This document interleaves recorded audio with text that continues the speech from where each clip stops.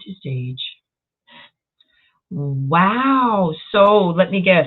You guys have been sitting there and couldn't hear me the whole time again, wasn't it? That's what happened, isn't it? Again. I have been chatting with you guys and doing a half decent job for about 5.5 minutes. God damn it. Okay. Hi, it's Sheba, fucking it up royally again. I'm so sorry. I did not mean to be late. In fact, I wasn't late. But to your lovely faces, I am. I'm so sorry. Hi. Um, Sheba here from Newfoundland, Canada. It is a cold, wintry Friday night here. It's about 9:30 p.m. So I'm gonna hang out with you guys before the rest of the country gets too late and too crazy. That's why I like to do it this time. Uh, but yeah, I have a little bit of a shorter show in mind today. I do have a special guest that I'm really excited about. I asked her last week, and she agreed to come up with me this week. So I'm excited to hang out with my guest. You guys will meet her in just a moment. I think we're going to have a couple of other seasoned guests come up and say hello as well. I appreciate that. I come from a beautiful community and surrounded by some really really solid folks. So yeah, you'll get to see some of them in a little while. But for now, I'm gonna go through the housekeeping like for the second time. Isn't that great? Yes, you know it's great. Thank you guys. I'm gonna jump over here and chat. No, stop talking to yourself, Tracy. My main Tracy is in Sheba. Sheba. Hey, all right, that's over with. It's okay now. Yes, yes. How is it going? I see my Wheezy out there. I see my Jack, and we got Mikey the General. Somebody home said, "Hey, testing, testing. Yeah, you got me." Yeah, yeah, growing old. Hey, how's it going? We got Chris there. Hey, buddy. Damien, the Green Oracle. Welcome, guys. Welcome to all of you. If you're just tuning in, yeah, I've been here a while. I just decided to keep it funky for the most part, you know? You guys sleeping on my craziness. So yeah, the housekeeping that I was just saying. This is a self-censored channel, um, so please no partaking on screen. I'm not going to be partaking this session because it's going to be a little bit of a shorter one, and I had a wonderful time with my Discord buddies before I hopped on here. So I'm feeling quite nice and medicated and wonderful, and I hope that you guys get to or that you laid it up or relax wherever you may feel like it now that it is Friday evening. And yeah, we're about to go into the weekend. So that's pretty awesome. Just a reminder, this channel is for adults. So 18 plus in Canada, 21 plus in the States. And I'm not sure about the other countries how you guys are all situated, but adults only, please. This is also a no politics and a no drama zone. So yeah, I'm not going to tolerate anything like that.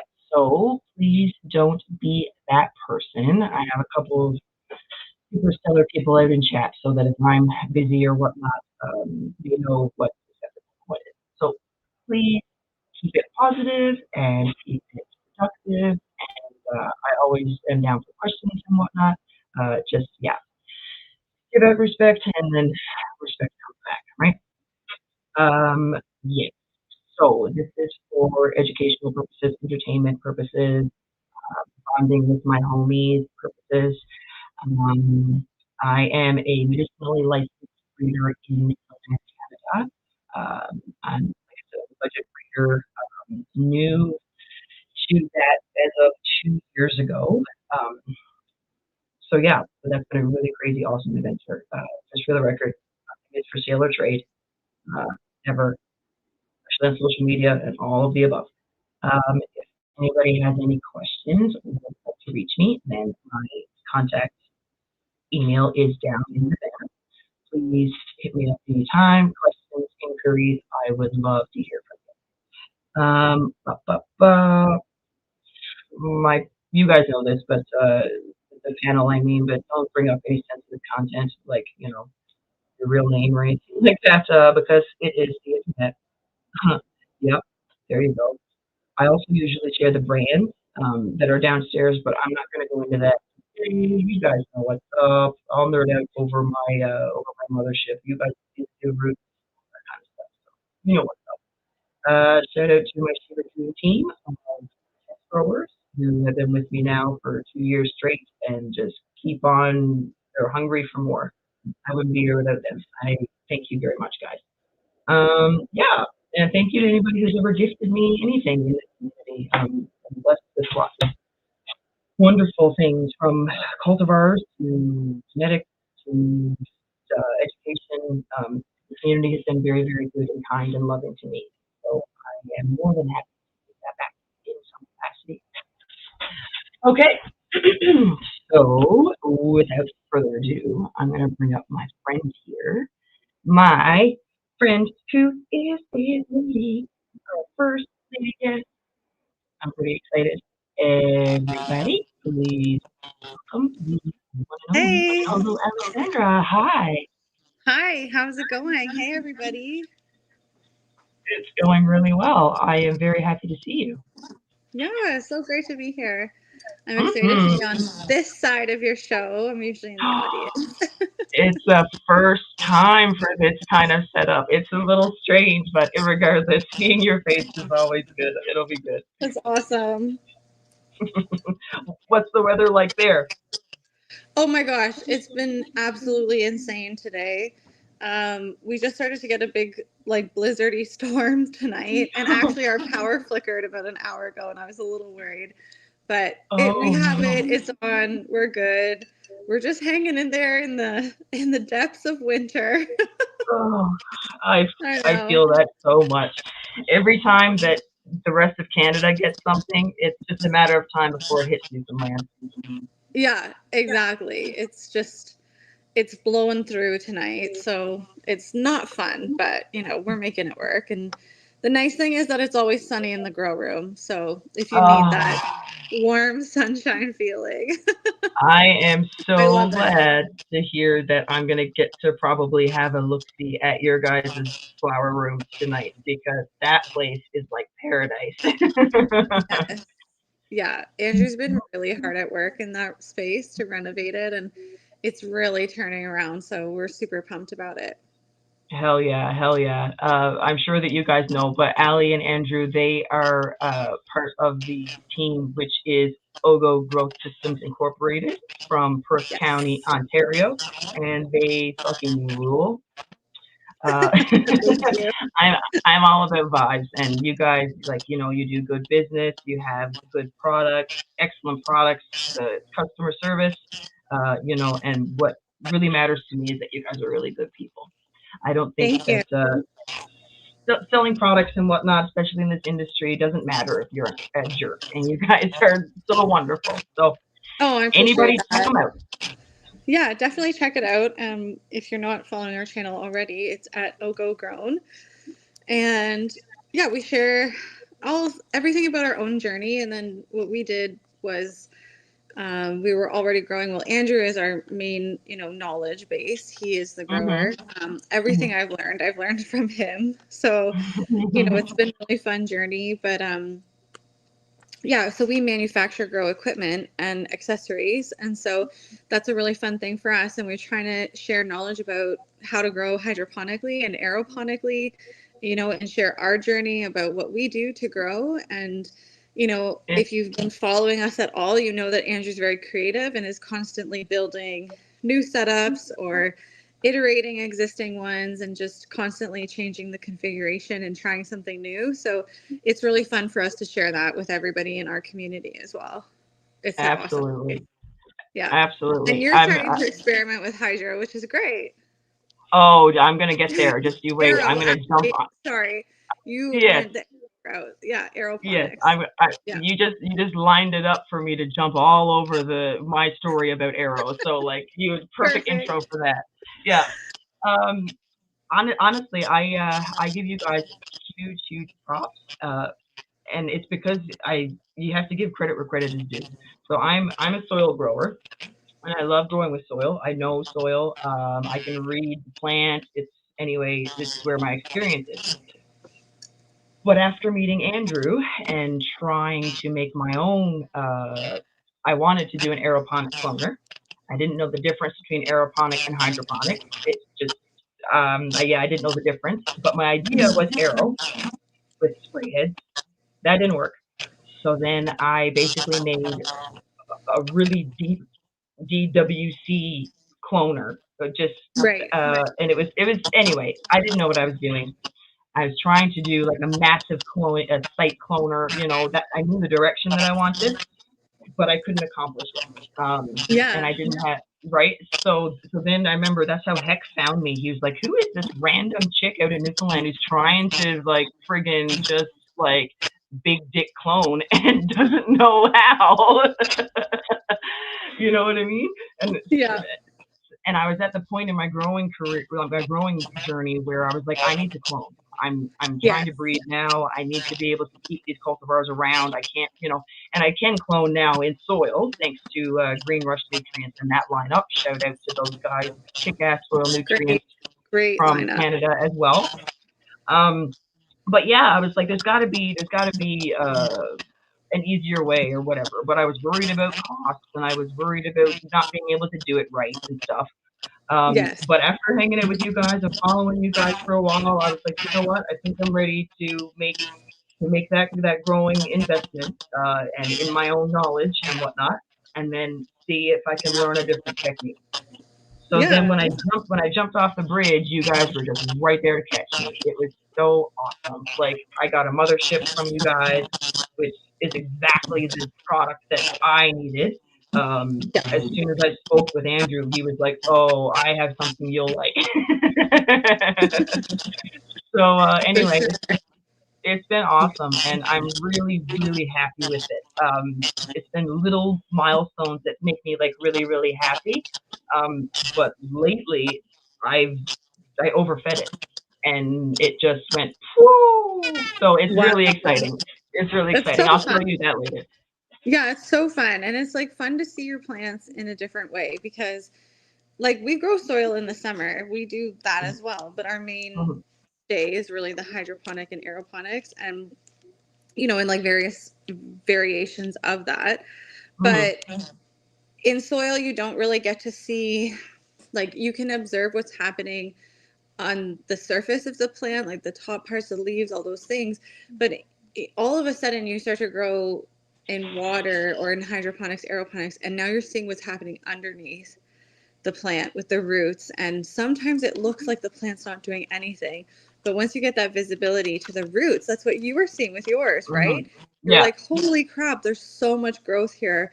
It's yeah. just all underneath, right? It's And you it's just don't so get that crazy. insight in soil unless you're, using like a small pot that's clear or something. Like in some Yeah, circumstances, you can see the roots, but yeah, it's very rare that you can really like follow your plant's journey like that. So it's super cool. And I feel like I have such a weird like lesson, like learning of it because I've learned how to grow with Andrew and he's always grown hydroponics, aeroponics, all these unique ways.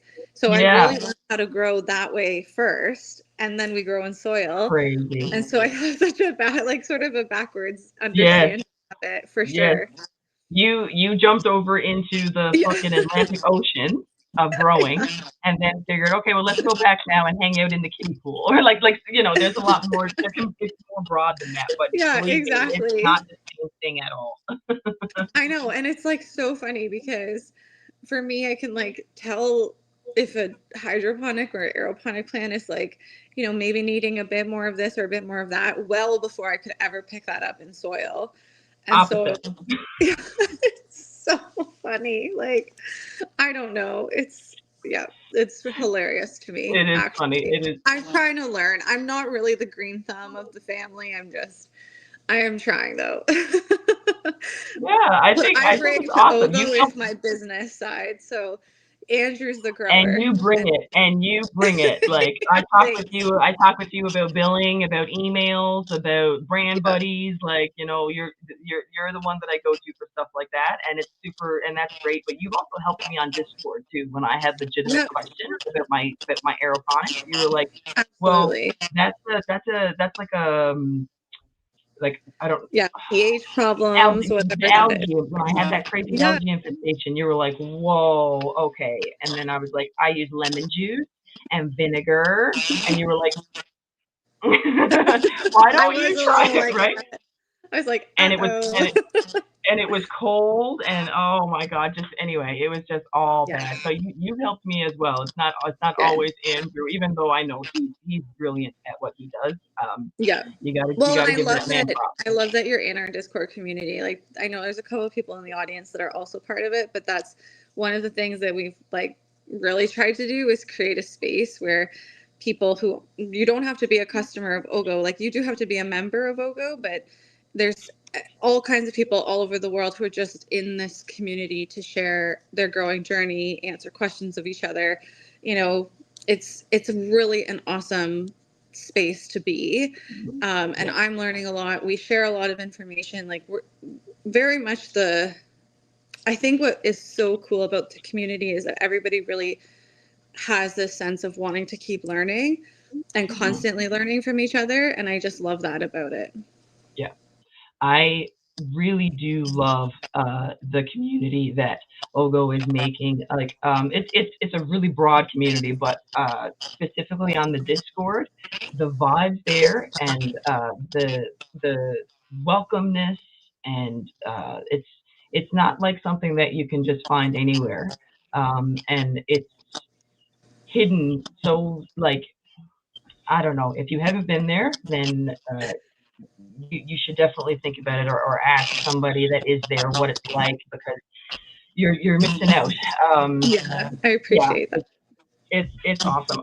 So for example, I love to go there and sesh and hang out. Like, it's like Yeah. a typical, stoner smoke room with my buddies. I do love it for that.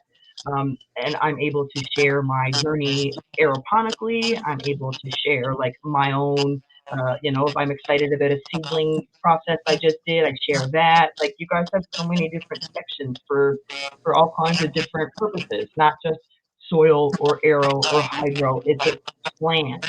There's a Yeah. spot for pets, which I It's, actually yeah, share it's my stuff awesome. in there a lot. Yeah. Right? Like, Yeah. I like a lot of different stuff too, and I really like how Ogo is. It is more of a community. I know you guys are a wonderful business, but you definitely have your own culture. You know Yeah. what? That's the best word for it. And you have your own type of caniculture, and It's Sheba awesome. digs it. I love that. I love that so much. I love hearing And your so, feedback on so that. I'm not going It's really anywhere. fun. Yeah, I love that so much. It's really fun. And it's been a labor of love, right? Like we put a lot of work into it Yeah. and we do our best to kind of keep it going. Yeah. And here's Jax. Hi. Awesome. How's it going? Hey. Going along, and Sheba had invited me, so I thought I might as well pop up. For sure. Yes.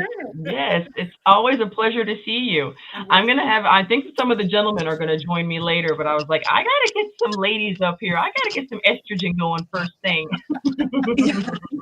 that's awesome. I guess maybe I should try rotating my camera. Oh my goodness, you're Is that supposed to be better? There we go. a There we go. seasoned streamer now, Allie. Oh my gosh, I know. What am I new? Well, geez, you saw me being 5 minutes early/late. Well, I actually texted Allie because I was like, "Is she actually live?" I was, again, 2 weeks in a row, Jax. Two No. fucking weeks in a We row. sympathize, Sheba. You should have seen the early days at our house. Holy man! Oh yeah. Oh my god! Like it's hard to get used to this whole streaming thing, having an online presence. It's a whole new world. It Mhm. is an entirely new world, and that is another reason why I'm so grateful to that dang Andrew Heckman, because he pulled me out of my shell. I didn't think Yeah. that I didn't think I had anything of value to offer. I just didn't believe in myself in that kind of way. I didn't see, and anyway, he's like, you have lots of things of value. People want it, and I'm like, dude, there's lots of value to spending time with people and learning something and shooting ideas and Mhm. uh, yeah, the culture that you guys have created is it's wonderful. It's one of education and culture, as in Canna culture. Let's be Yeah. real. We all love to do what we all love to do. um, but it's not always about that. It's not always about getting ripped off your face and then like just melting into the couch, even though like sometimes that's nice too. But realistically, Absolutely. realistically, as adults with jobs and I have children and like I have Yeah. dogs, you guys have dogs, you guys have a huge property, like we can't just sit around and get stoned all day and talk smack about each other. I don't think that's a productive way to live life. Exactly. I was gonna say that. Yeah. I'm like, the work still has to get done no matter what you're doing. So Yeah. that's one thing we try to do is just be like, this is real. This is our real life. This is what we do. And Yeah. we can do that and be part Yeah. of the cannabis It's community at really the kind same of neat time. That's a sharing big it all part. too. What's Yeah. that, Jack? I just said it's really kind of neat sharing it all too. Like, I just remember the first time Andrew was like, I'm going to go live and cut wood. Yeah. And I was like, pardon? People eat that shit up. Yeah, Yeah. I know. It's crazy. And it's just so Everybody strange loves because it. it's like, it's just our daily life. Like, Yeah. There's something so Canadian about it. I just love it. that's Yeah. true. It's true. It It's really is. basic. Yeah, it's awesome. It's awesome. I love your mug, dog mom. Yeah, yeah. She didn't even hear. Oh, is she Oh frozen? yeah. Sorry. I missed that. She heard you. She heard you. She was probably looking at the dogs, to be honest, because they're all out there. Yeah. Who do you? Yeah. Who I do have you? the three around me. You got three. Who do you got around you? So in this room where I am, I've got Blue, who's a young German Shepherd, Junior, who is our old Junior Shepherd. He's very senior, and Flo, who is our Cane Corso. Oh, Yeah, Flo, Flo, yeah, Flo. I can't wait to meet her. She's I a know. meatball. She is. She's like What? probably about 150 pounds, but she acts like the way my old dog Rambo, who was about 11 pounds and a lap dog, she and him we're kindred spirit. Like they act the same, they want to be in your shadow the same, they want to be on your lap the same, and she just doesn't know. She's so massive. She's like, I I think you should love. move over a little more because I'm coming up there. Yeah. You're Yeah. on the couch. I love them. I love them so much. Yeah. I'm not going to talk about my various breeds, but I have four. I've never had a Carne Corso, and Yeah. I plan to someday. Oh, they're an awesome breed. Very can be very stubborn, but super affectionate and extremely loving, and Loyal. like once they're super loyal, like once they're part of your family, that's it. Like you know, she loves other people, but she could also become indifferent to them. She's just like, I have my crew and I'm good. Good Yeah. girl. Good girl. That's a Yeah. good thing for a big beast like that. Yeah. Well, and Oh, she's the one that tends to scare people the most, even though, like, I bet you a damn that I bet you a damn the young shepherd is probably more like, who the fuck are you? yeah. He doesn't get to meet people usually. Yeah. That's what I mean. That's what I mean. And not because Yeah. you don't want him to or he doesn't want to, it's because it's not good for the person visiting. Exactly. I was going to say, like, he probably would scare people more now if they met each other in the same frequency, but he likes his privacy. Well, And that's okay.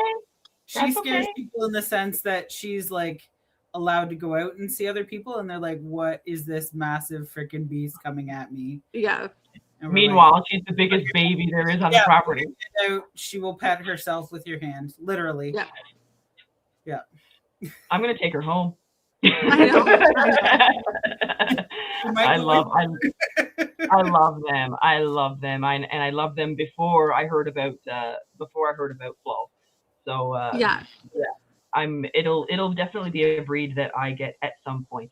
Right now, what I think about was when you're saying your German that doesn't get to meet very many people.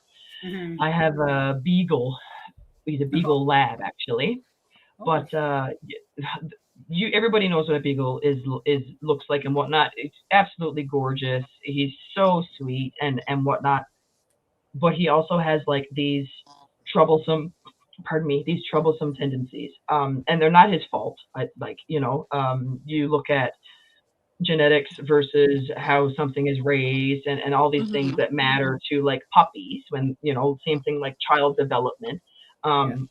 He was taken too early from his mom. His mom was old and didn't really want anything to do with them. And so like from puppyhood, he kind of has this disposition of be nervous, be scared, be Mhm. question like, it's almost like it messed with him.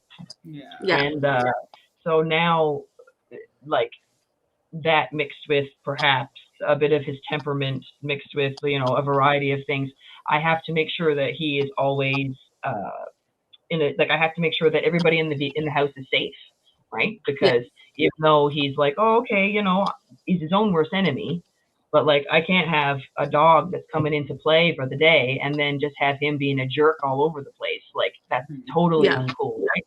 So it sucks, but like I have to I'll muzzle him or I'll make sure that everybody is separate or like I'll put everything in place. But when you talk about the German that is Yeah. like, nope, we're just you do that for everybody's safety. Yeah. And it's important because if something bad could happen, and then the dog would be the one that would have to leave. Like, you know what I mean? Yeah. So yeah, Yeah. I have a And pit that's bull mix too. It's the same.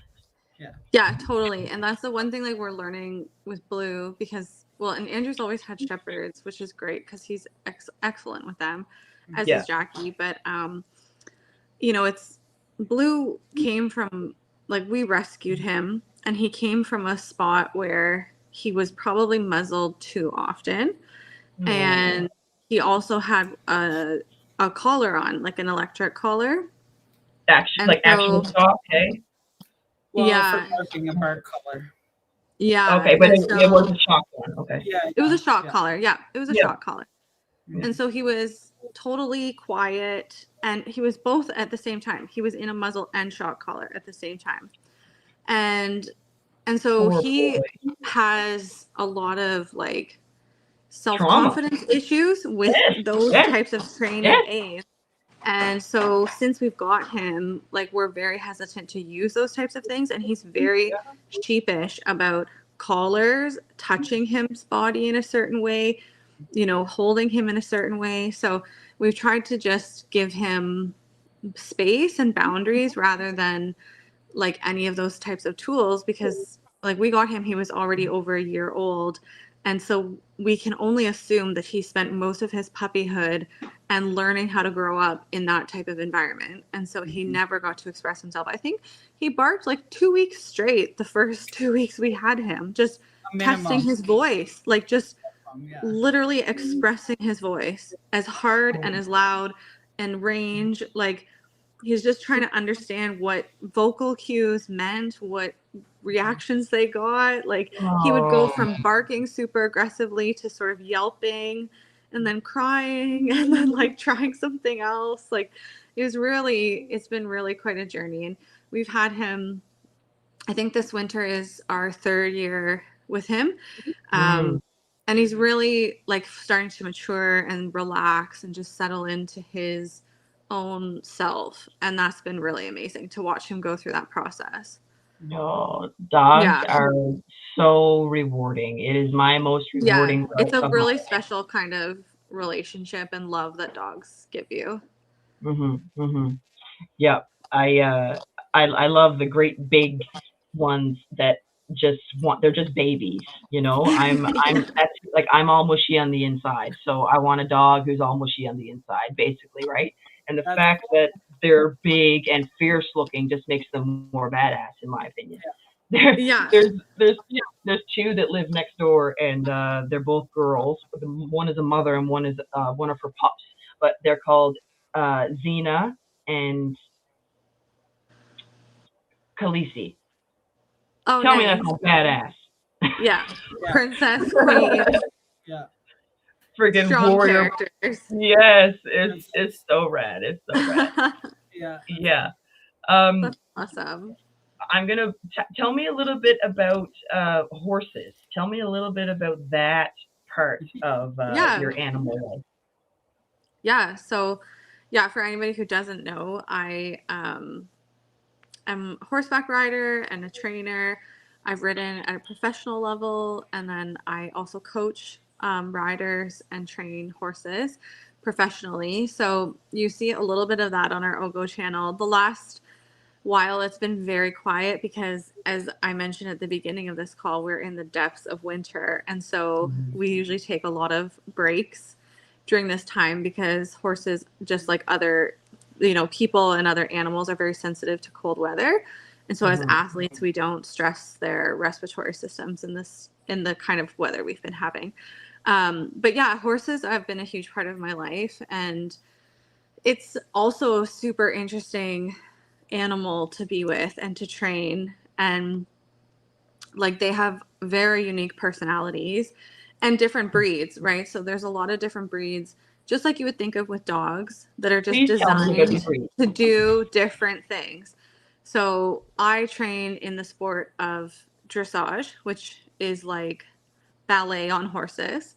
So we train the horses to move their feet and move their body in like particular movements and patterns. And then as they gain physical strength and skill, we sort of increase the intensity of those movements. And so it's really fun. It's very interesting to do and very rewarding. And horses learn like in such different paces and ways. And, I have a couple very, very different horses in training that, like some are, like the one is just very like slow and stubborn, and yeah, you have to repeat things to him a lot and like, work with him. And some days he just shows up and it's like, I'm tired, I don't want to do it. And like, and he's just expressing this to me through his body language. And so I have to modify. Versus like one of my other horses in training is like supreme athlete, go-getter, like we show up in the ring, we get warmed up, and I like start to work on some more technical things. And it's just like the harder the task, the more intense the horse gets, and like trying to do it perfectly. So it's really unique to get to know their personalities and to train. And breeding has a lot to do with it too. So, their genetic makeup, their athleticism, their conformation, like, even just the shape of their body and their height, and all of those things really play into the sport that we do. So That's it's really cool. fun. Yeah. I imagine the horses that you need for that would have to have nice long legs. Like Yeah, so that's exactly it. Like, we usually work with warm bloods, which is a mix of like, horses have different, what you call like hot-blooded, cold-blooded horses, and then a warm blood is a historical breeding of combining those two. Hot-blooded horses are what you think of with racing. So like on the thoroughbred track, racing with a jockey, or horses that are racing with the carts, the standardbreds, anything like that. And cold-blooded horses are the heavier, solid, big horses that were in the working fields, pulling, the great big parts, ones. the great big ones. Exactly. Yeah. So historically, they started to intercross some of those breeds to find a breed that was bigger in stature and size, but athletic like the hot-blooded horses. Cool. And so that kind of blended to a different type of sport that these horses were capable of doing. And so I tend to work a lot with horses that we call warm bloods. There's within that category, there's a lot of different breeds. I bet that's probably where there's the most. Yeah, exactly. So like a hybrid, basically. It is. That's exactly it. Like, it's sort of funny because that's like my the same. Like when I think about cannabis, like that's totally my jam. Is I like the hybrid. Like Yes, it's just yes, so funny. It's yes. like You tell me that yeah. there's So anything better than a dog mutt. yeah, exactly, Mutts rule. exactly. So No, yeah, it's so all like, it's really fun to get to know the breeds, and then you can have these different types of like um personas and breeds come out where you'll think, okay, this horse is a bit like a bit hotter, a bit more athletic, a bit, quicker or things like that, and then other ones that may be a bit slower or heavier or struggle a bit more athletically, and it will be different genetic makeup showing up. cool. Cool. You can Yeah. see something and it's like, okay, well, that is like that trait is more of a cold one. That one is more of a hot Yes. trait. Like, and Yeah. that's so cool. Yeah, So or like cool. maybe along the lines their breeds got mixed more, or they're Or, genuinely like a mixed breed, right? Where someone crossed a racing thoroughbred with a working Percheron, for example, and you get something kind of in between that you wouldn't necessarily classify as a warm blood, but the makeup of the horse is very similar. So mhm, you can cross breeds as well a lot in horses, and so mhm. it's a massive world. Like And I know there's so much. the lineage is very important. It has to be documented. Like it's a Yes. whole thing. I like same thing with dogs. Yes. People do it Yeah, for like exactly. Especially real, real, yeah, like for performance, for sport performance, and like we're talking, Olympic sports. yep, The breeding is very critical and very important. And as you said, like these horses are registered with their breed, um, they have contracts with breeding. organization. Like you can't just Yeah, they recently cut have somebody out or anything like that. exactly. All the breeding history is there. And when you go to these competitions, like your horse has like a medical book, your horse has a passport, they ID the horses, they drug test them. They're in a secure facility that only Like I authorized get personnel can come in and out. Like it's extreme. It's like a sport at this level is like any kind of team sport. Like no one on the team can have any kind of interference. And so it's yeah, highly controlled.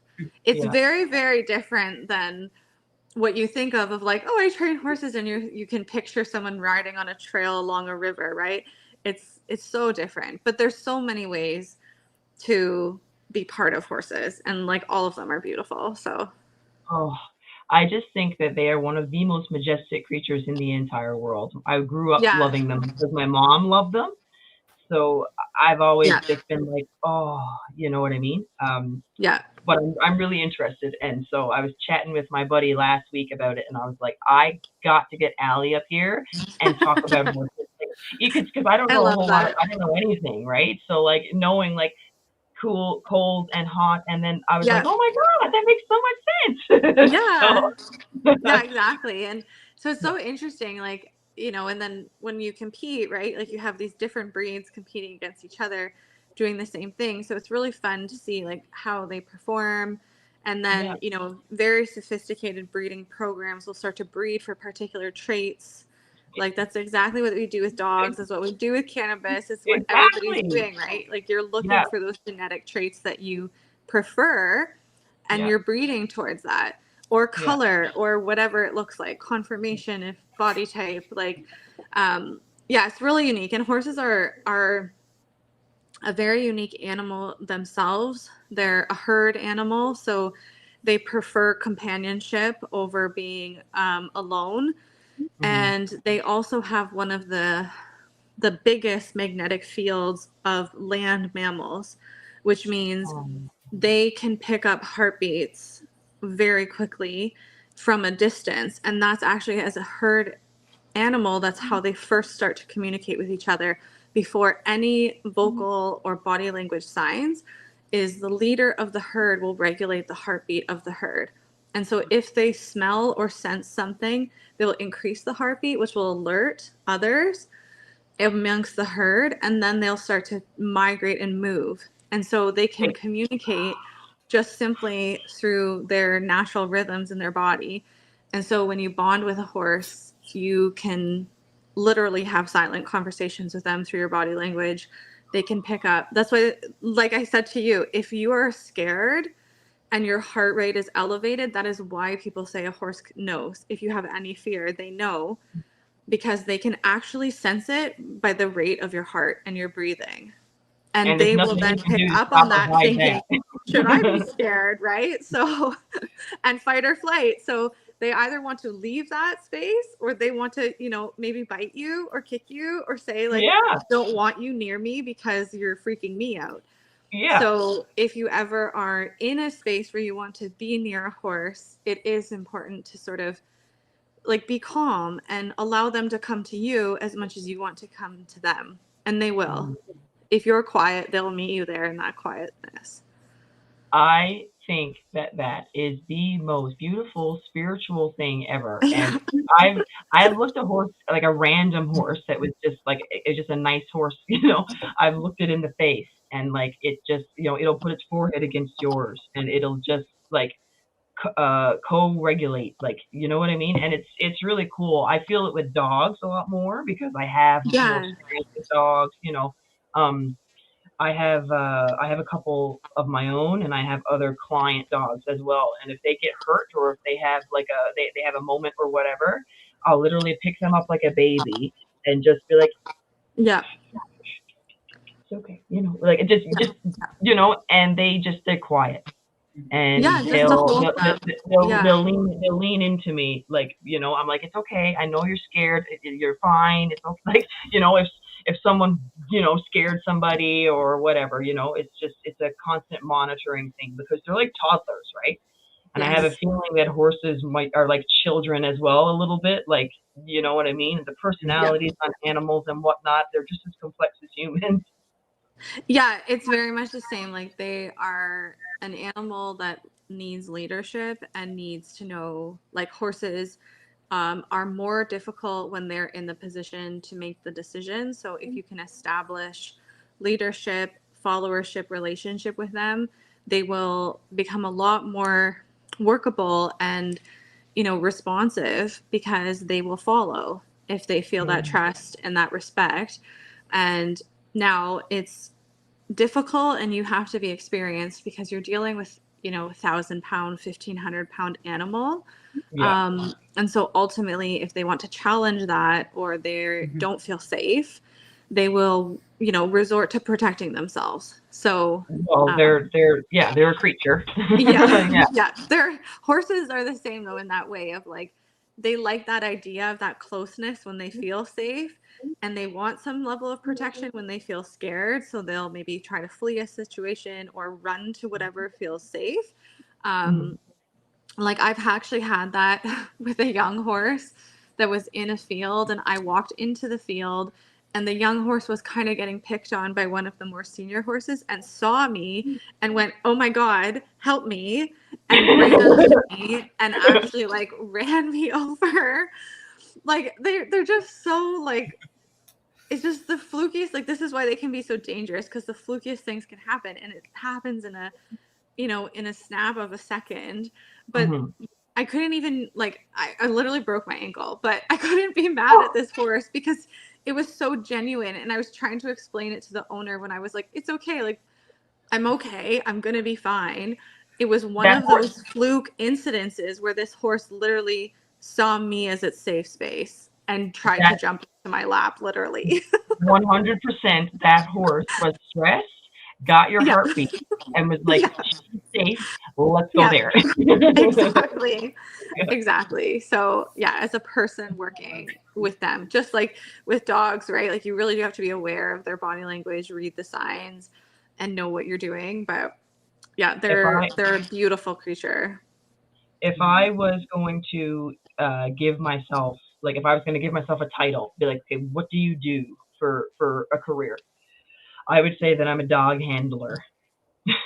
Yeah. So I have this, that's not exactly what I do, like, per se, but being able to handle basically any dog, any breed, any temperament at any time, and I have to know how to react Yeah. appropriately, right? And like I've been doing this for a few years now, but it took quite a while, and like a couple of scenarios with my own dogs that I was like, ooh, like close calls and stuff like that. I'm like, holy cow! And then you learn like, holy crap, If that went that way, you can't do that. You know what I mean?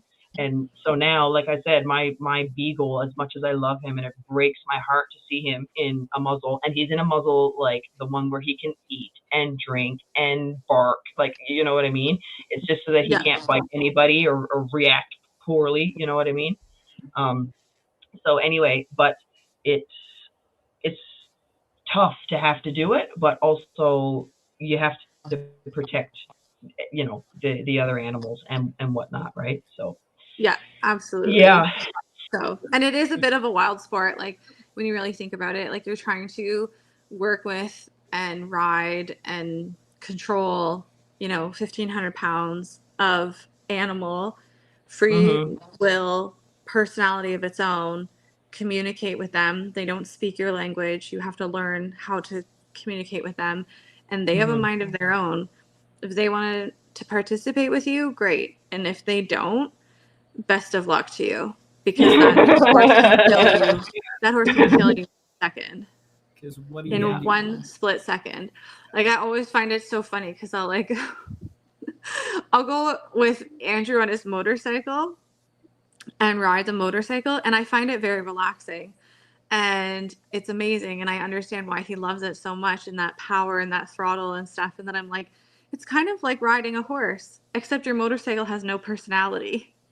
Your motorcycle can't decide to just go over there if it wants to, or buck he, you off, or flip over on top of you.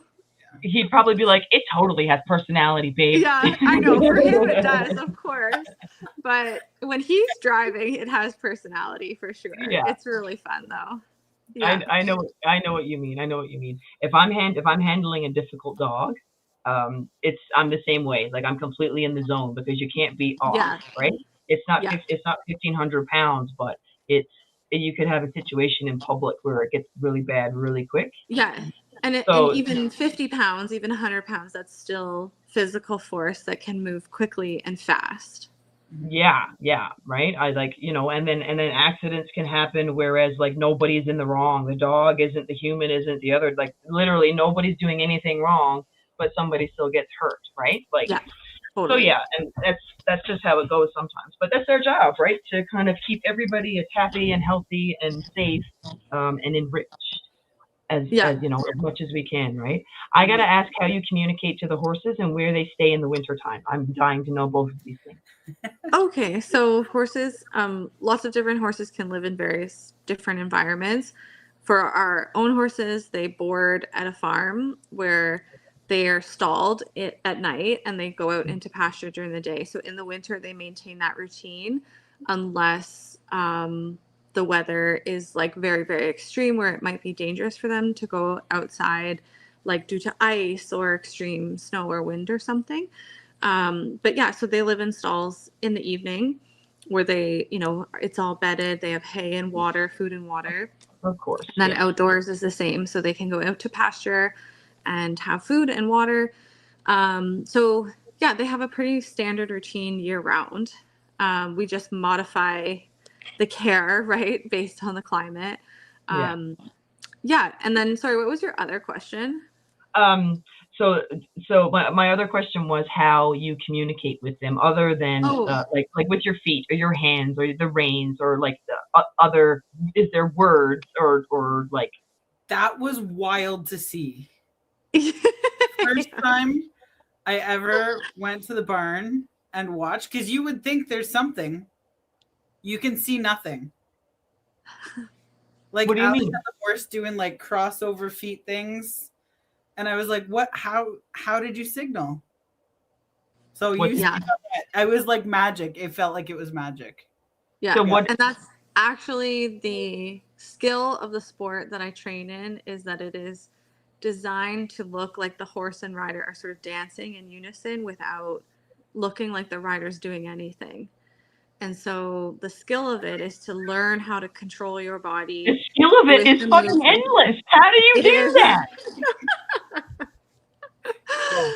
Yeah, it's very hard to do. Like it takes a long time to train and learn how to move your body and use your core strength, like use your physical strength to follow the movement of a horse, but also then direct that movement. So you're cueing the horse to move itself in a certain way and then moving with it. And there are commands that you use within your legs and your seat and your hands. There are like some particular voice cues that horses learn.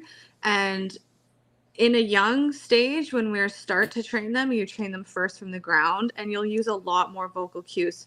And vocal cues will come with other physical cues so that the horse starts to learn, like, oh, when I hear this or get this sense of pressure, I move this way.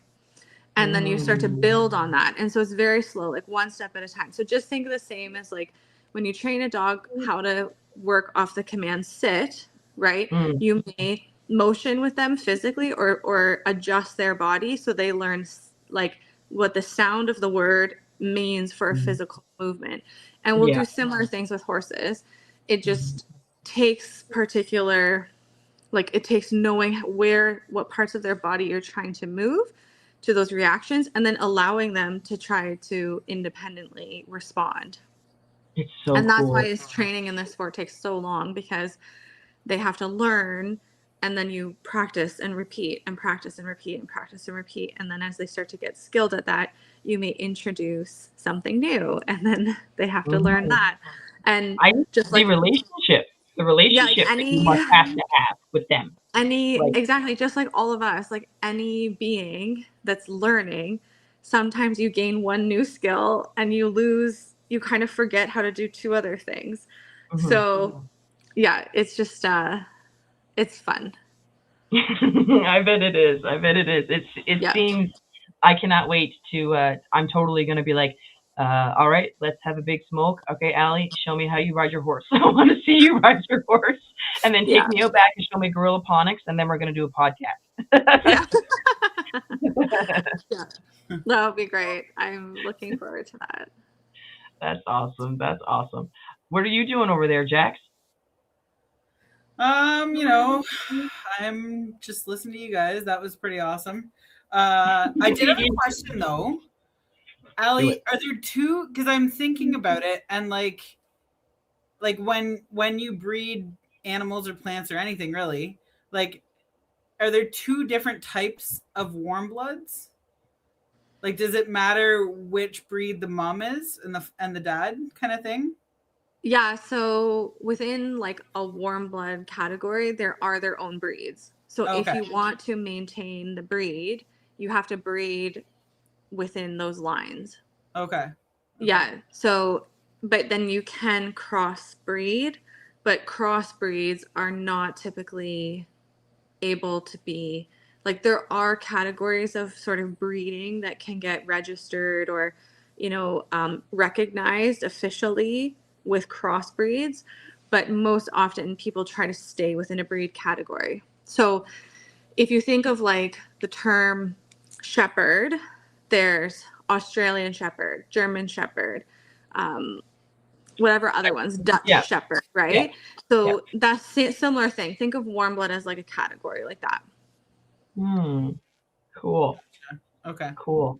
Okay. It's so vast, right? Like I understand it more in like dog terms, but it's really cool because Allie gets it in horse terms, and then we kind of all sort of understand it in plant terms. So it's really cool. It's really super cool.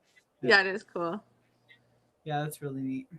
I want to take this opportunity to thank both of you ladies for coming up and hanging it with me. I don't even know where that 57, 58 minutes went because I was just having a blast. I know. I feel like I feel like I have to clarify for the record that my husband would very much feel that his motorcycles have a lot of personality. Watching. Different personalities. Different. It's true. I'm sorry, Andrew. Oh, don't apologize. Don't apologize. This is only great future content for when he comes up here because he's gonna have something to say. That's totally fair. Yeah. Oh, that's rad. I'm gonna get situated now and take you guys down to the garden. I think I just have to do a little swap-a-roo. Well, and I know there was a message that we need to just let somebody know when anyone wants to swap out. There's somebody else waiting in a garden. Oh, well. So you guys, do you guys want to do a swap now, or do you want to come down to the garden and then swap when you get back? Yeah, why don't we come see the garden? I'm okay with that. All right, cool. Like I said, it's about 10:30 now, and I'm not really planning on hanging out a whole lot longer, maybe a half hour. For sure. Yeah. So I'll take you guys down and show you, and then if the boys want to come up and say hello, I guess they can. We'll let them. We'll let them know. I'm kidding. We rock. Our community rocks. Just a sec. I'll get situated. Gotta give them a little bit of screen time. I guess. I'm excited because I don't often, like, I'm not around on Discord as much when you're there, and I don't get to see your plants as often. So I feel like every Friday I get a check-in, and by the time you get to a Friday, I'm like, oh my goodness, it's changed so much. Oh my God, Jax, you are going to be blown away today or tonight. Oh my gosh. I'm like, oh yeah, Arrow is so fun. This is great. And I've been stoked ever since I saw the first little nubby root and you were there. But now it's just crazy. And I'm learning new things. Like Heck was like, you should trim that root. And I was like, I think that's the thing. I've never done it before. Yeah. And he's like, okay, well, go right there. You see that part right there? Okay, snip it there. I'm like, okay, fine.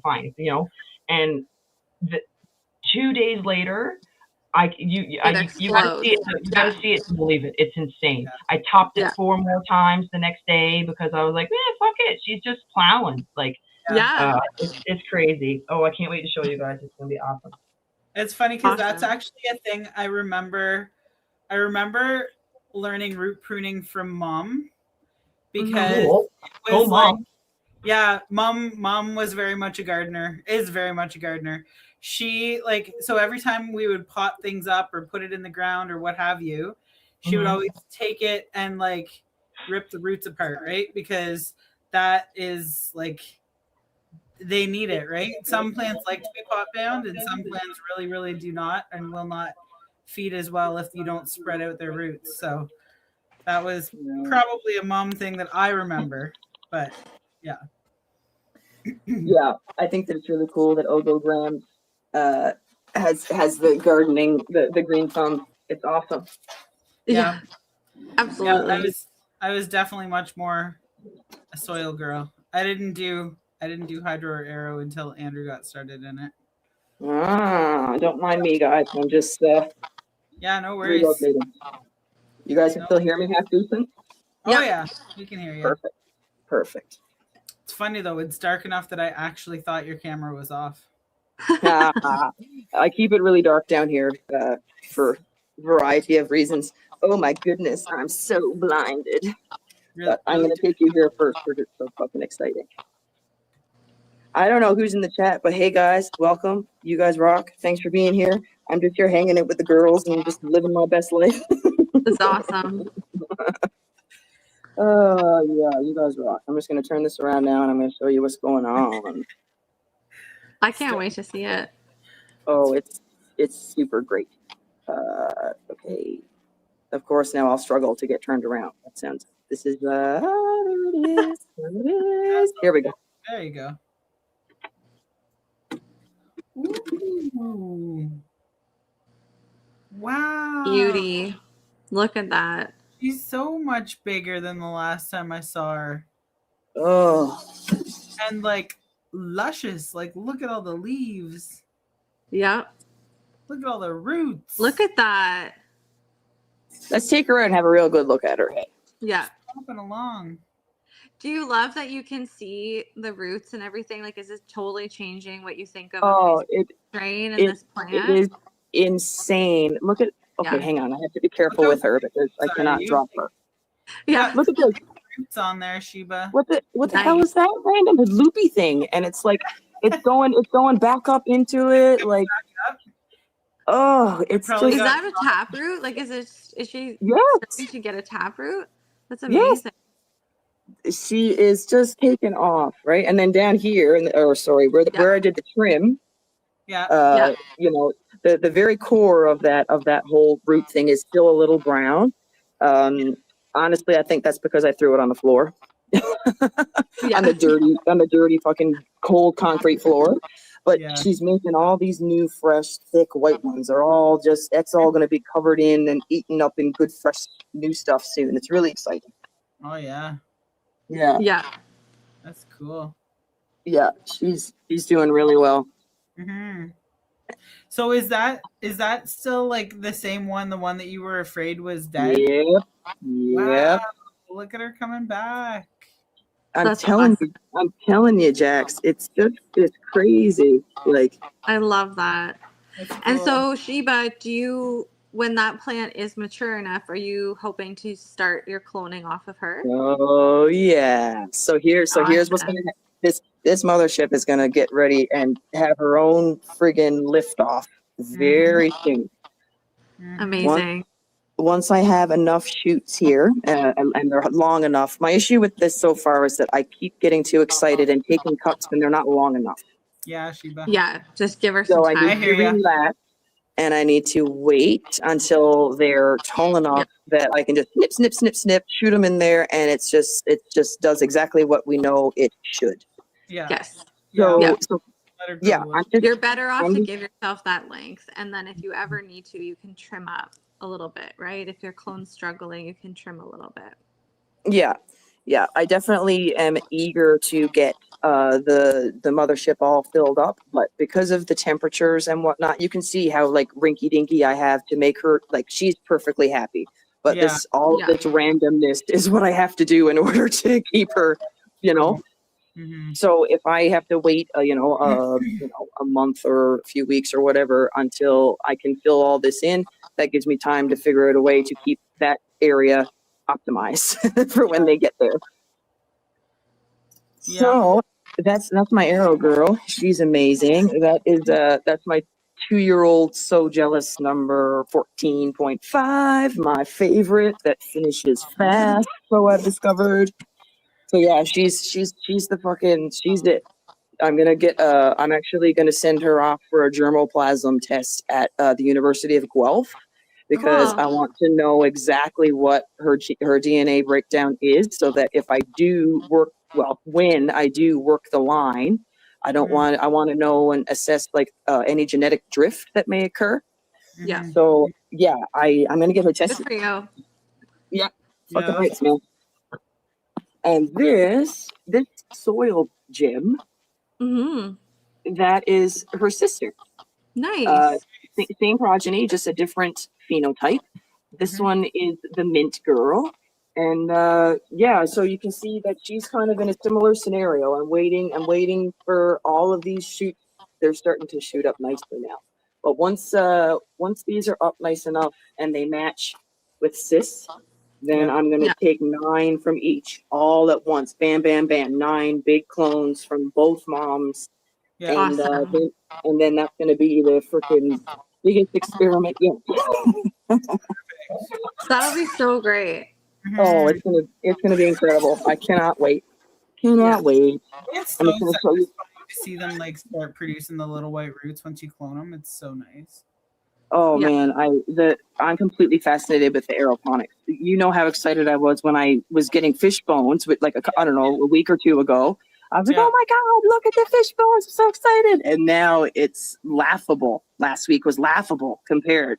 So it's really nice. I had a couple people that were like almost disheartening because of the lack of progress, or they're like, what are you even doing or whatever. And I'm like, you know what?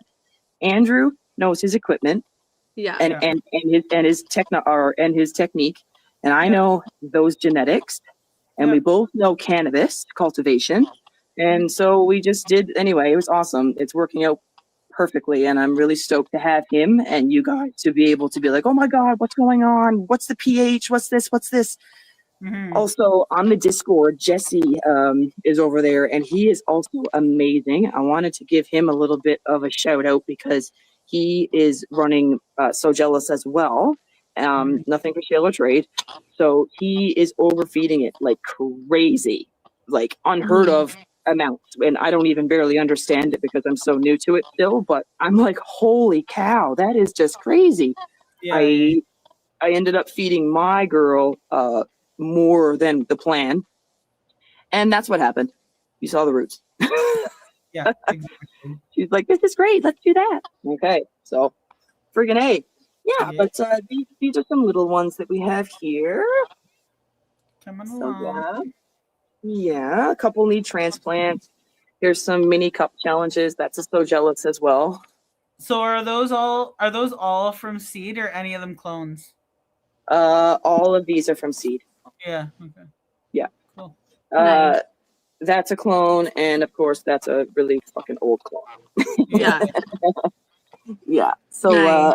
that's my happiness and joy in there. I had to take these babies and move them over to the warm 4x4 because the 2x4 it's really cold.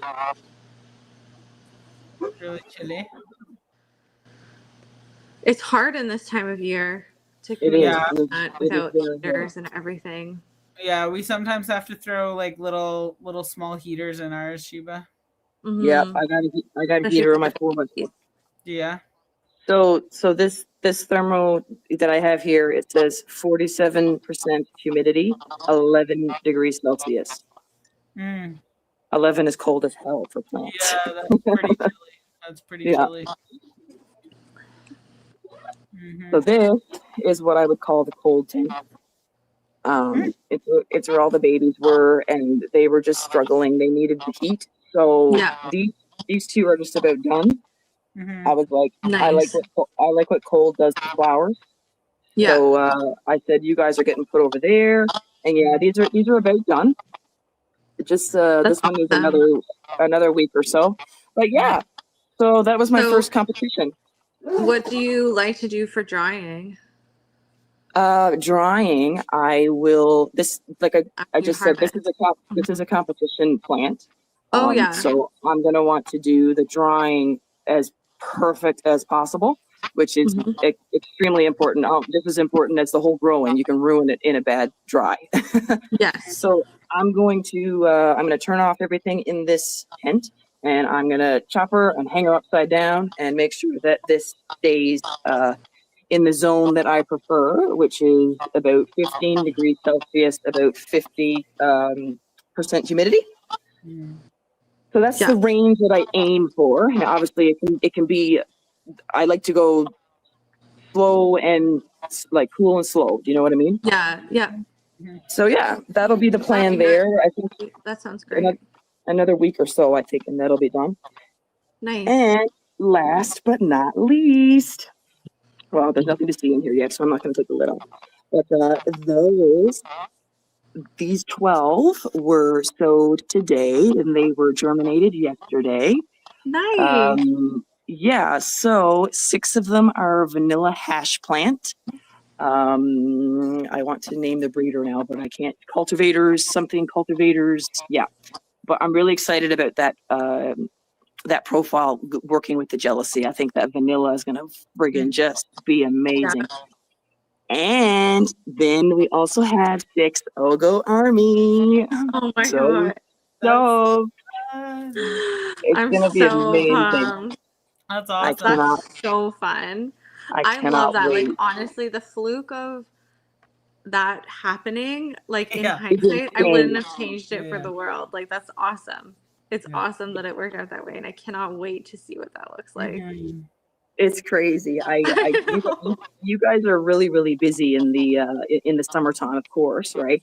And I didn't even really know that Andrew did that until he's like, oh yeah, no, something about your plant. It's and I was like, oh no, this is terrible. And I was thinking, because they're being tested. So I was like, this is a terrible outcome, Yeah.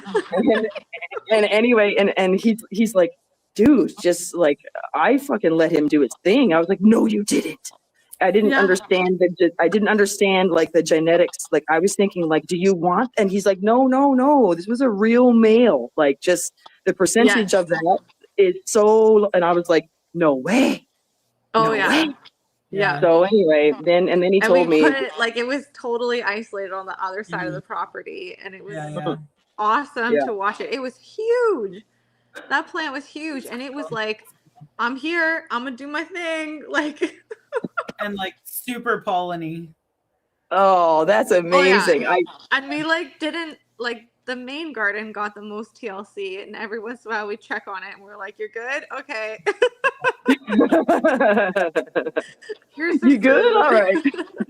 Here's your water top up. But yeah, it was Exactly. like pretty funny. Just it was like, I'm here, I'm thriving. Yeah. It was Yeah, in one it's of our all good. outdoor aeroponic grows. Yeah. Oh my gosh, that is so crazy. I was like, I Yeah. cannot believe that you did that.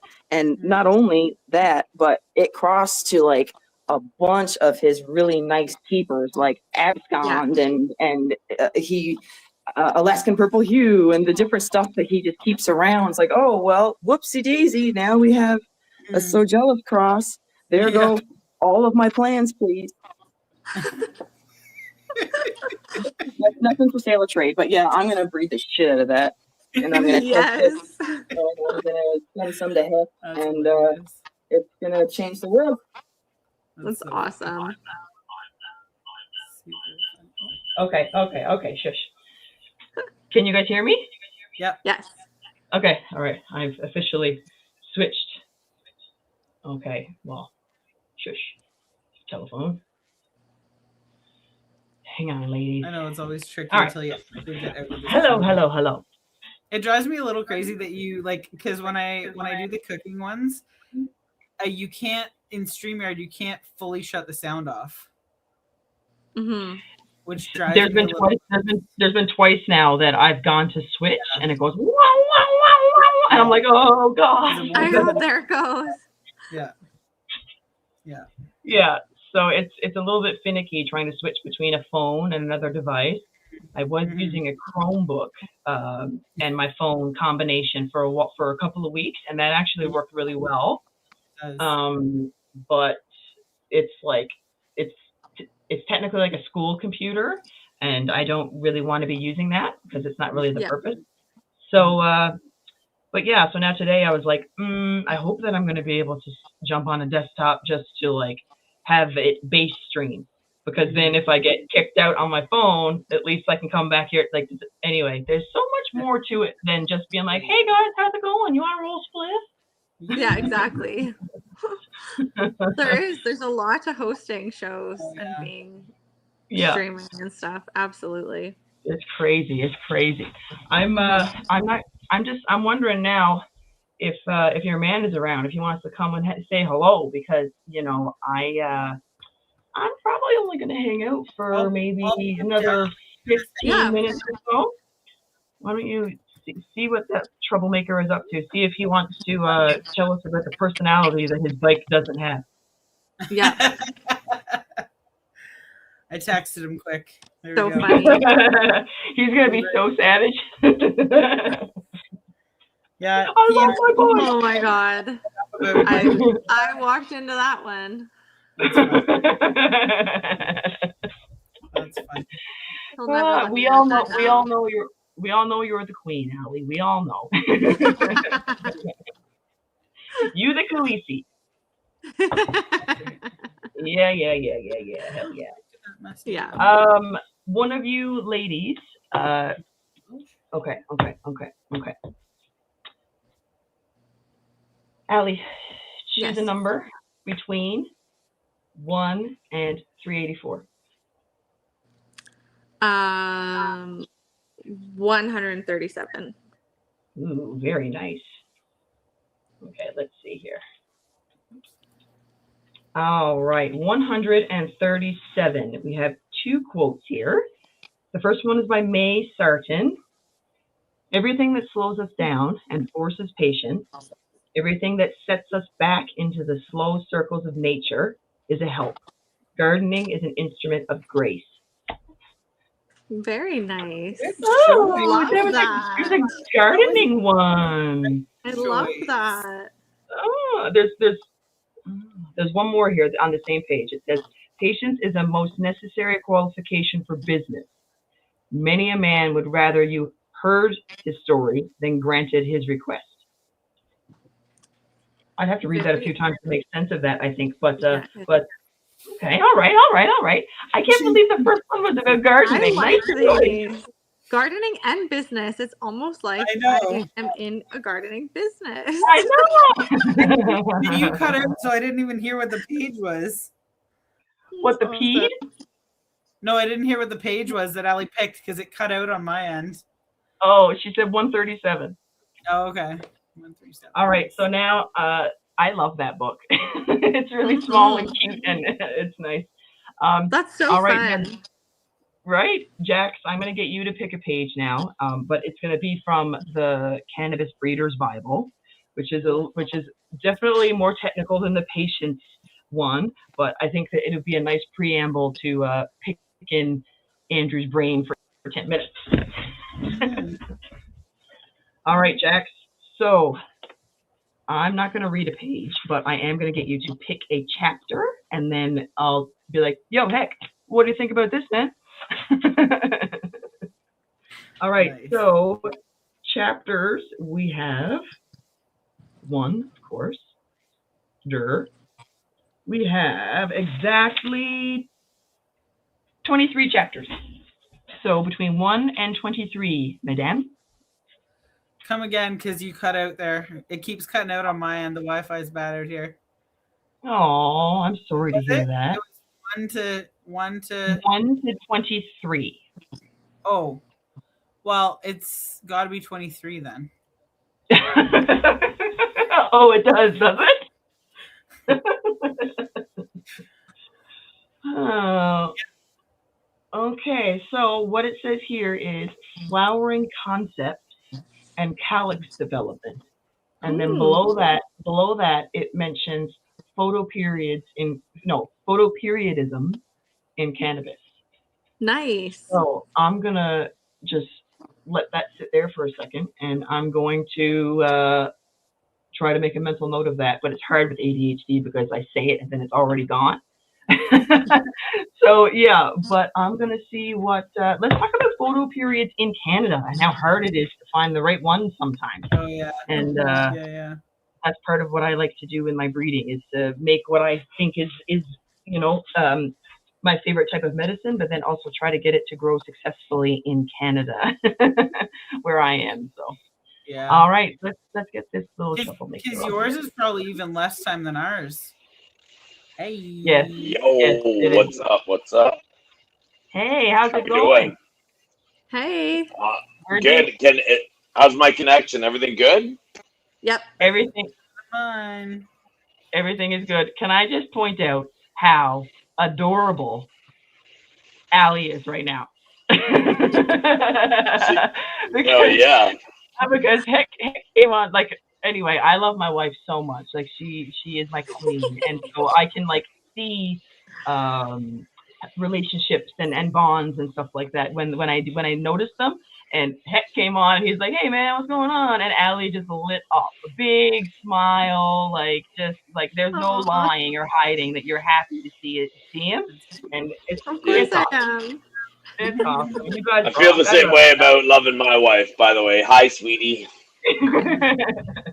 It's fun. We don't often get to do this. Like I can't even remember the last time we actually were. I don't know if we've ever been guests together. I don't think we have.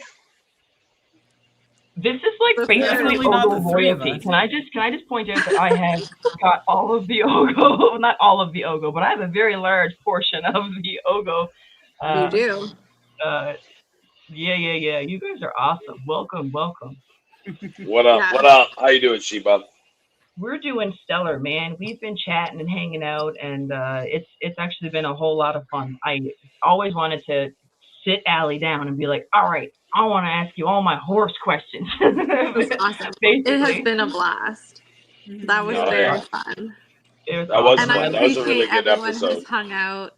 I'm not seeing the chat, but I really appreciate everybody who's in the chat and hung out and listened to me go off about horses. It's amazing. I loved it. I was like, man, as somebody who walks by and like, oh my God, look at that beautiful, majestic creature.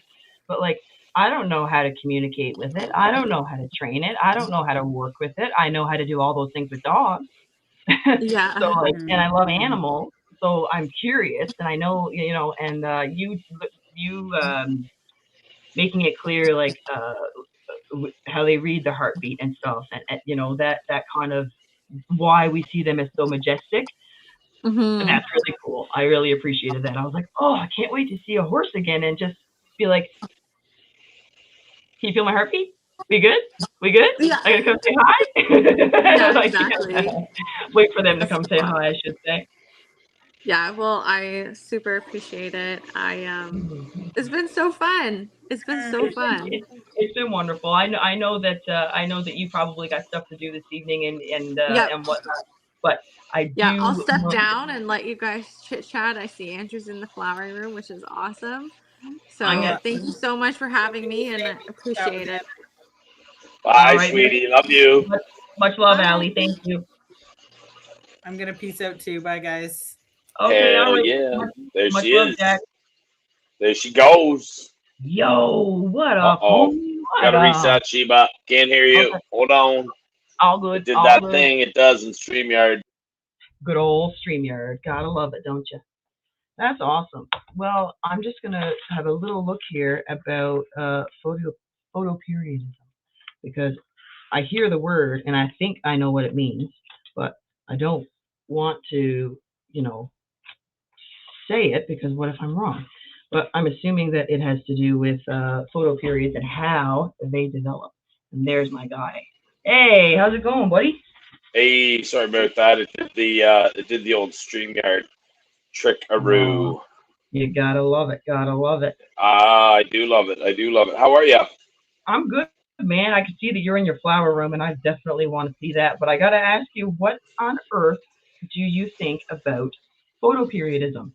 I'm trying to look up here what it is Well, the specifically. photo period is the relationship between the light and dark cycles in the day. That's what photo Oh, period is. That's the official definition of photo period. cool, cool. Well, that makes sense. Well, of course it makes sense. It says here, over the years, many growers and breeders have found that the forced flowering can be somewhat troublesome. The term forced flowering is used to suggest that cannabis plant will flower when the 12 and 12 photo period is introduced. This notion is erroneous for the number of reasons, and we will endeavor to set the record straight here. Ooh, pardon me, Well, Mr.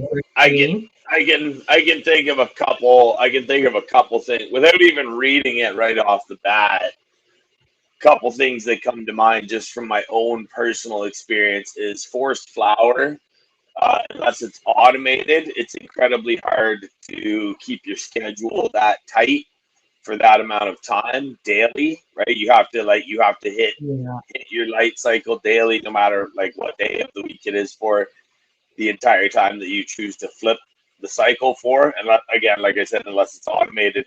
And then the second thing is pairing that much darkness with an environment that does not reflect that darkness. I could also see being like completely troubling too, right? So, you say you put up a canopy to black out everything at, I don't know, 3 o'clock in the afternoon just to start inducing extra bud or whatever. And then it's 3 o'clock in the afternoon. It's still that heat. It's still that humidity. It does not reflect, say, yeah, a nighttime yeah, cool down. And so I could see that leading to like, microclimate or something of that yeah, nature. Like, I yeah, don't know. I don't yeah. know how you would necessarily define it, but certainly something of like that nature registers in my mind because I think about that with the That indoor makes sense. climates all the time. Yeah.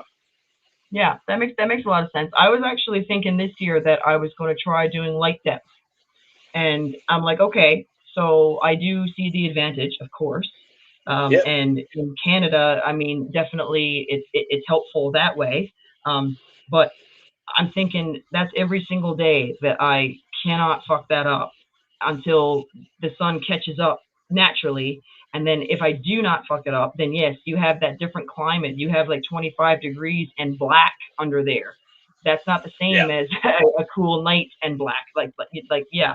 So that all makes complete sense, and it also makes me think. Well, um, keep I breeding mean, to to get stuff yeah, that flowers the way we want. obviously, I would say probably obviously a light gap system is probably like one of the last things that you would be thinking about as a grower anyways. Like you wouldn't necessarily keep like it wouldn't be the first thing on my list to you know what I No, mean? Like of all the things no. that you would have to get right in say a greenhouse, a light deprivation system would be like the last thing that I would want to start fucking with, just because you're gonna, if you're gonna have to dial in all of your climate control and all of that stuff, anyways, you might as well, you might as well just go for the gusto and leave it the way it is and let nature run its course and interact with it in a greenhouse the way that you would.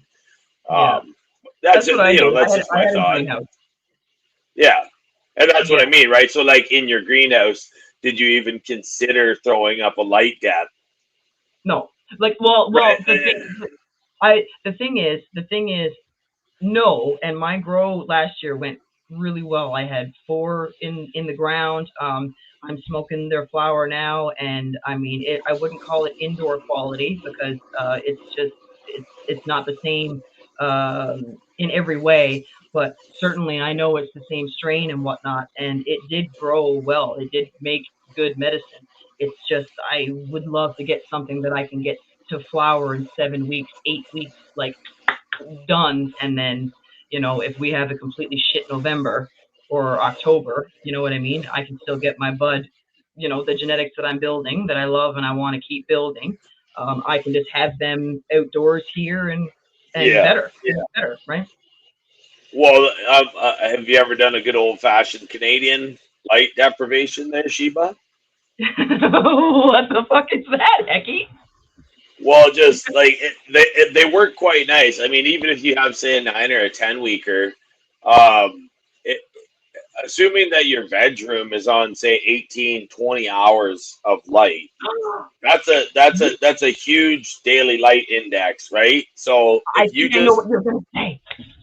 Yeah, just wait, right? Just take your time. Just transplant it like late July, because it's going to, the second that you take it outside, that's your pre-flower.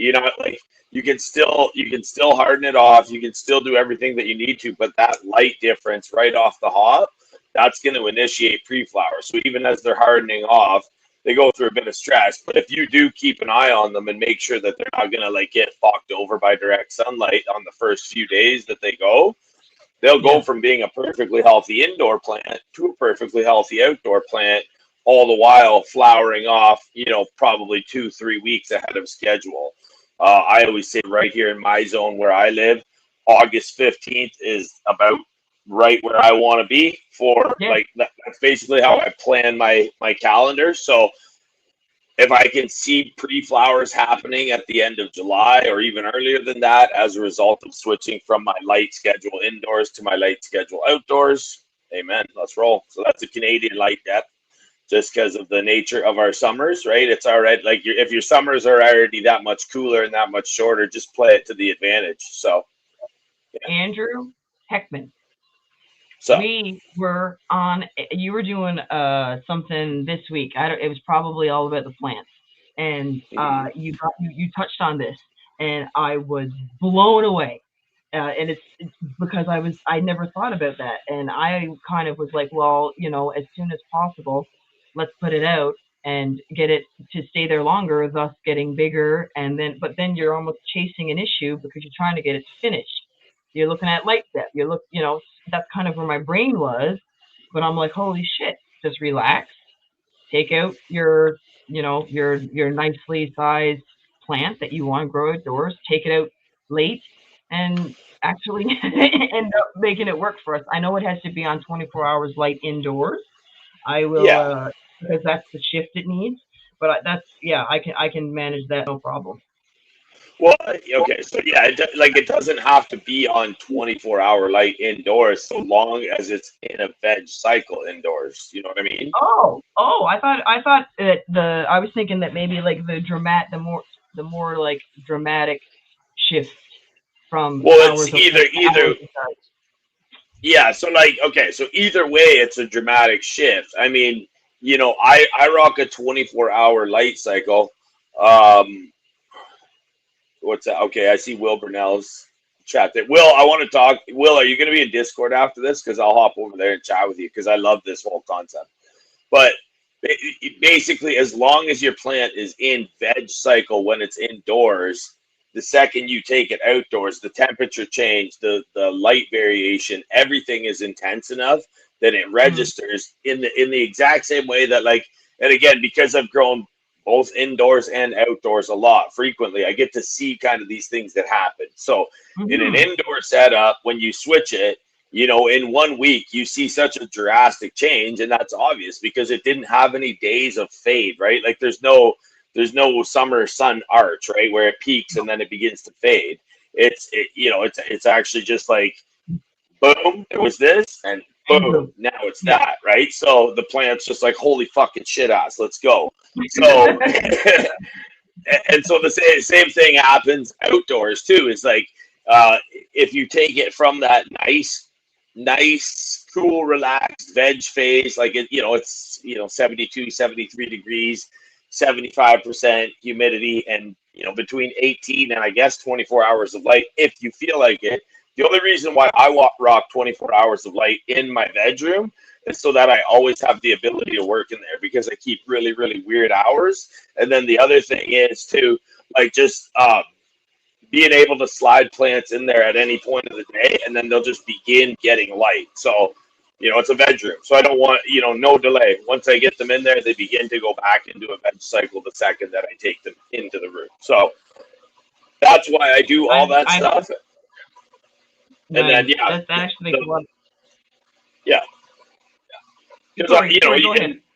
No worries. No, I'm just saying, in summer, from summer to fall, you see a great transition from a whole shit ton of hours and a whole lot of daily light index to just this slowed roll. And so, that slow roll towards it, like as it fades, that also results in a less dramatic flower setting. And so that's why I just say shift it from inside to outside and see what happens. Because like even in here, right behind me, we're going to do a 0-day veg. I mean, because these ones are all sitting in a veg schedule right now. When the time comes, we'll switch this whole room over. We'll take 12 clones, put them on this half, and we'll grow them out from 0 days of veg, and we'll just see what happens. So I actually know what I can kind of expect if I take them outside at, say, that tall on, July 20th or something. They'll probably finish in about 2 months, and they'll be 3 feet tall, right, stocky. And the other thing, too, with that is, like, when we did Gorilla Ponics for the first time back in 2020, pardon me, we ran it for 128 days. We had it each day. We took a picture or a video each day, and just kind of documented from the very start of it to the very end of it. And 128 days from start to finish is a fucking huge amount of time to dedicate to just 1 or 2 plants even, right? So that's the other thing is, like, if you're a busy person and you kind of want to get on with your summer, you don't necessarily want to spend from, say, May 24 all the way till October 30th thinking about your plant. That's a huge, huge, huge chunk of time. So that's just my thought. I love it. I you know what I mean? And I don't like to just like automatically take something that somebody says as gospel, but I've learned to hang out with you. Try it yourself. Yeah. But I'm like, man, if he says that it works, then I'm going to try it, and it probably will, because you know what I mean? You've done it, you've seen it. So I'm definitely going to give that a go. This summer, I'm going to be traveling. So I am not going to be able to, like, I'm going to have my garden set up outdoor and indoor so that plant mom can be gone for a week and everything lit. So, or if something dies, it's not the end of the world. So I'm not going to be able to go crazy with my outdoor or anything like that. It'll be more of a preservation while I'm traveling this summer. So I got a bunch of stuff I'm going to get like planned out to get it finished at the right time and what have you. I popped Ogo Army. Boop, boop. Yeah. Any action on them or no? Oh yeah, I had 6. They're up. There wasn't as much action on them as there was on the vanilla hash plant. I did them in the little germinator puck because I haven't used that yet, and I was like, I'm a direct sow. I know. Admittedly, just keep an eye on. I hope those have good vigor as they grow out. I mean, I still wanted the flower off of that plant. So I think in terms of seed maturity, they could have went further, but flower maturity couldn't. You know what I mean? Like So the here's seeds the were thing. gonna stay viable, but I wanted that bud. Like that was my only Oh, abscon bud for the year. yep, yep. This is all of this is literally just like icing that occurs. But Yeah, exactly. I have a feeling though that in there's something to be played with. So Oh, for sure. There'll be something so happen. yeah, there was a couple taps that came out, and then there was a couple others that were starting to split. So they're doing their thing. I'll Okay. keep everybody posted. It'll be lots and It's lots and just lots of fun though, right? Like it is. like I keep saying to everybody when they're watching our shows there in the morning, it's just like when you're in your tent, when you're in your garden, when you're in your grow room, whatever the fuck it is, I hope that you're smiling. Like, Yeah. you know, I hope it makes you feel good or brings you peace, or like even if it's stressful some days, I hope that all the other good days make up for those, you know, Hell yeah. stressful Hell fucking yeah. days. So yeah. Yeah, I see. We Yeah, all, I see. Oh, go ahead. no, I was gonna say we all get those days. You know what I mean? And I was mentioning to your lady there when your wife, I should say, your wife. You guys My are all wife. hits now. It's awesome. I Oh was saying yeah. I was saying to her that it's really great to have you guys and to turn to and the Discord and stuff. I love hanging out with you guys in session and learning something every day and whatnot. And I look up to you a lot, buddy. I won't let anybody ever talk smack about you guys. I love you Ah, guys. same. We love this. We love doing the shows. We love what you're doing with your Sheba genetics and all that stuff. It's great. I think you're having a lot of fun with it. That's what I like to see. I mean, it's YouTube after all. It's not me tube or us tube, right? You know, do what you want to do. That's all about it. And I think you're just having a good time here, and I really enjoy watching along here. So fuck yeah. I Now, am having a good time. You had a little bit to do with like, come on, she, it's all good, and now I am enjoying it. So I appreciate that. You're gonna have to show me yeah. that flower room. Oh, you think so? Do you? The sun, Oh, the I, sun. I, I would love to see it.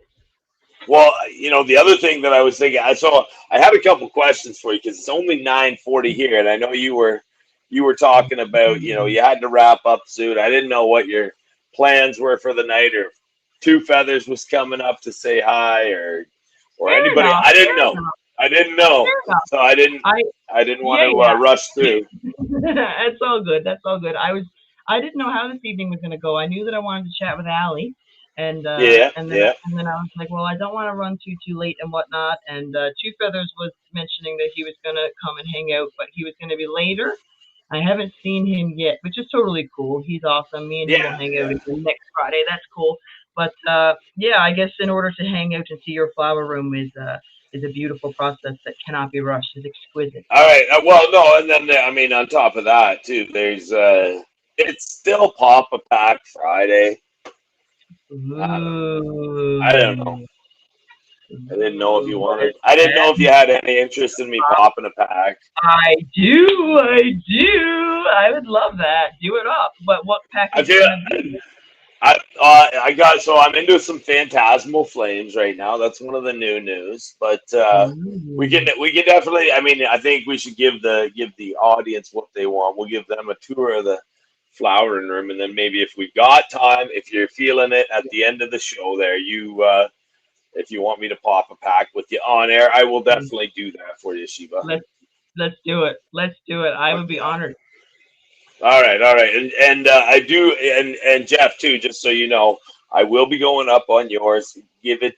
I want to when I go up on Jeff's. I want to have this whole half here completely filled. So that's. I am being very patient. I'm hoping that by even next Saturday we might be hopping up on Growing Olds and give a little tour to a very prolific audience he's got over there. So cheers to you, Growing Old, as well. Cheers to growing old indeed. That All right, here we can go. talk. Jeff and Wendy, It much does. love indeed. Yeah, yeah. All right, so I actually just trained out that super skunk just for funsies. That's why I was listening. Oh, and by the way, I was standing right here training this super skunk out when people started talking about my lovely motorcycles. I I don't know. I don't know what all that talk was about. I'm not here for it. That was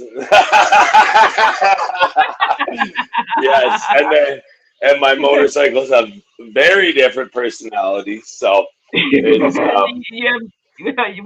what motorcycle do you have? I have an '08 Harley Davidson Street Glide, and I have a Triumph 675 Street Triple. So they're both beautiful bikes. I know very, very, very little about bikes, but I do know that those are two nice bikes. I don't know very much about it, but that's pretty cool. I guess they're okay, I suppose.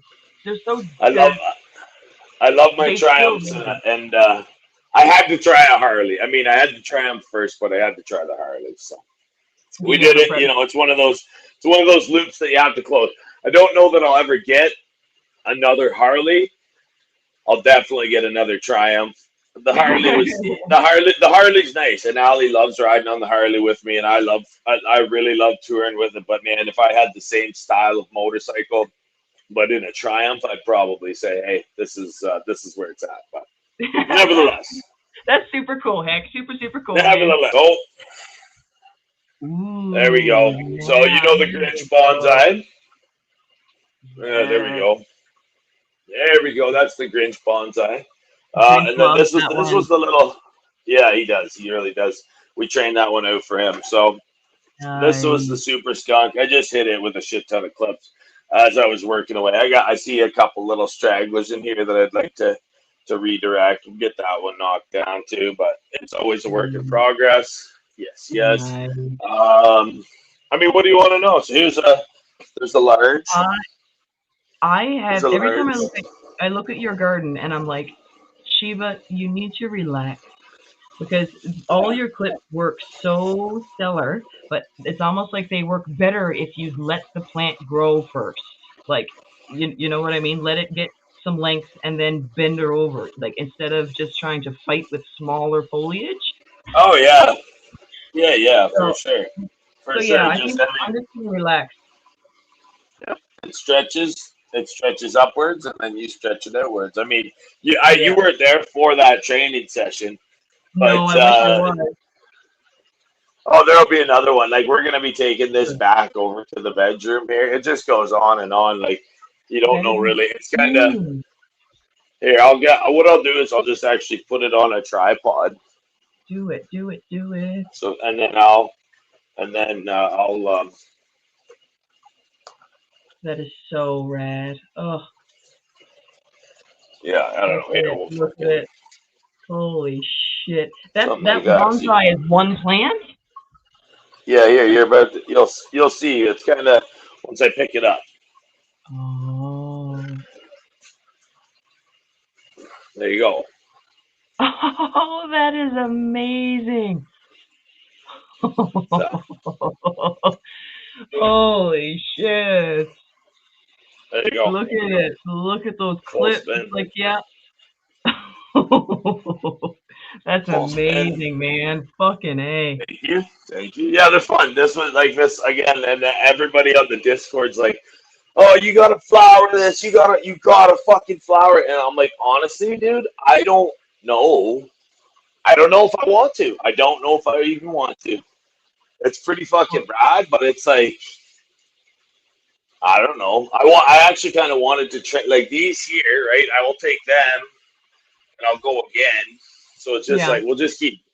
I could probably. My goal is someday to like fill a room just to be ridiculous, like with one.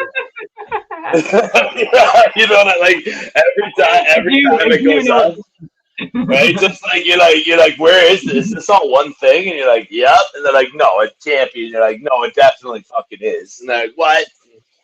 That's amazing. Yeah, it's funny. Aeroponics really has like a fun way of doing this sort of like the regeneration to the point where regeneration doesn't stop. Like again, and this crazy. One I started to actually pull the stones out of it because I was like it was binding up against the plastic a little hard, And then there's this one back here. It's the exact fucking same Oh my thing. God! Look It's how actually, that is. so that one was, and that's what happens when you clone, when you strength train your clone right off the bat, right? Just a little chunker like that, lunker dunker. That's a nice tiger's eye bracelet you got there, buddy. Oh, thank you. Yeah, I so that's a, recognize that. and hell yeah, and I mean, like I said, like for an indoor stock that's never really done anything outdoors, I thought she's That's going good. nuts. So it's like it just goes up and up and up. Oh I got my God. some tomatoes over there, but here I get, and like I said, I'm Jeff. I You will have be so touring. much I going promise. on in there. Well, no, it's actually okay. Yes and no. Like fucking honestly, yes and no. It's once it's built, it's done. Like I viewed a lot of the stuff in this room as like one and dones. Like for instance, the floor where I met a lot of people. If you put your walls up right and they're insulated properly, boom, you're not gonna fuck with them.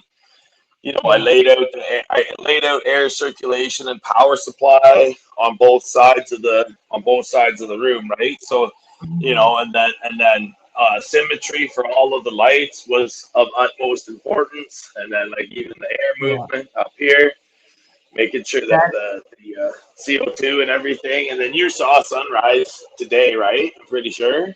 Yeah. So. Yeah, that's incredible. You know. Man, oh man, oh man. CO2 So- is its own thing too. Like that has so many benefits that I haven't even begun to think about. There's just so much to growing like to the extreme optimal, like you know what I mean? It's not Yeah. simple always. So yeah, so I mean, like I said, like everything in here is kind of like it's built, it's done, and then we just use it now. We got to keep it clean, but use it. So zone A, zone B, Fucking A, man. That is roller so rad. tables. Everything's bolted to the bottom of them. There's lots of storage underneath. That's amazing. Yeah. So you Right. can load up a trailer all full of materials, and I'll come pick you up at the boat. Yeah. All right. Oh, sorry. Fat fingers here. There we go. Hell yeah. That's rad, man. That is rad. I have 1,000 square feet in my basement, so all I can do is just go more and more and more, and keep experimenting as years and years go on. There you go. Friggin' A, man. Yeah. That's awesome. Yeah. Did you see the roots from earlier? In mine, in the mothership? Oh yeah. I was actually commenting. Yeah, absolutely. Oh, I'm a nuisance, and I did not even see you there. But No I'm glad worries. that you saw it. Oh my gosh. No worries. We did Sorry. the trim, and she was like, "All right, that's what I wanted. Too much food and a root trim."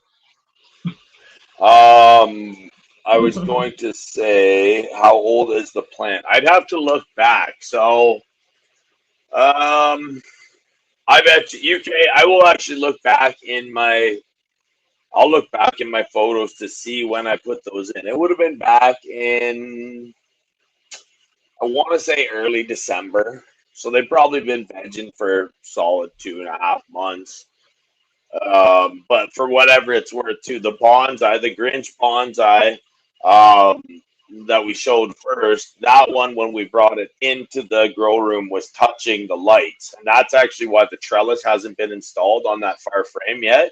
It's because, we got to be able to I don't want these plants in here anymore. So I want to be able to lift them out. So if I throw that one big trellis up, I'm not going to be able to move those plants with ease. So that's why the frame is sitting there waiting for the install. But and the lights actually are jacked way up. They're not even supposed to be sitting up that high. They should actually be down a lot lower for all the veggies that I want to grow on that side. But yeah, I'm just looking around the room thinking about it. Like, yeah, those are solid. I'd have to look back in the records. They could even be longer than that, UK. There's no doubt about it.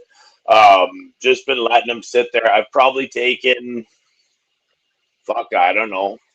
It wouldn't be a couple hundred clones off of them. Might just be coming up on 100 clones, maybe. out of like each of them, I guess. So that's I'm just thinking back there just to answer your question there, UK. That Hoping that helps. the hardest thing about arrow is patience. Like just like I want to do something. I want to take cuts and stuff, and I'm like, no, no. You just have to let it do what it does, and then it will be time. Same thing with Yeah. my Okay. clothing. Yeah. So and then like here too, like to this end, I'm not gonna lie to you. Once it goes, like it really fucking goes. Well, that's what And we were happened. Yeah. so like you can see this one, like even just last week was not this giant dinosaur leaf, No. morning star, and then even down like you know Holy, that is crazy. Happy roots. right. Beauty, beauty. Yep, yep. All day long. So Blue green. and like it'll get and then again. So this is like just to the point where it's like, oh, if you flowered that right now, that's a fucking Monzy plant. And then on top of that, you take that, wait another fucking month, and you've got this Yeah, ridiculousness. And yeah. skies like I could probably take 100 clones off of this here right now while we're sitting chatting. No doubt, no doubt. How do you So defoliate here without making a huge mess? you make a huge mess, Sheba. You can't, it's work. It's just Yeah, agriculture. yeah.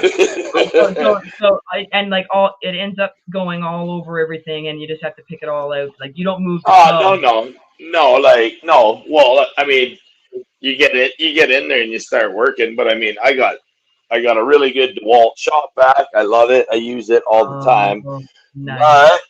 But this little motherfucker right here is even better.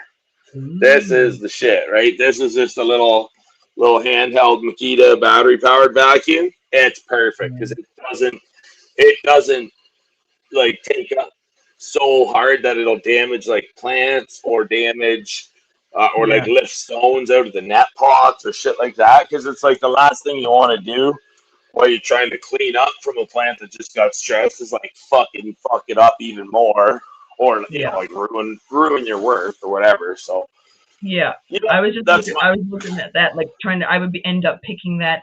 It would be difficult to do, right? But like the scale of what I'm using, I have one tub, right? So yeah. if I have So to pick, yeah, I would just like I would just go through. I'd pick a main Mary stem like this, and then you just go up and just start at the bottom. It's always easiest to start from the bottom. And again, that's actually why I made these tables this tall. I love the fact that I'm dealing with the underside of the plant, and like that's mm, where all of your problematic areas usually arise from, anyways.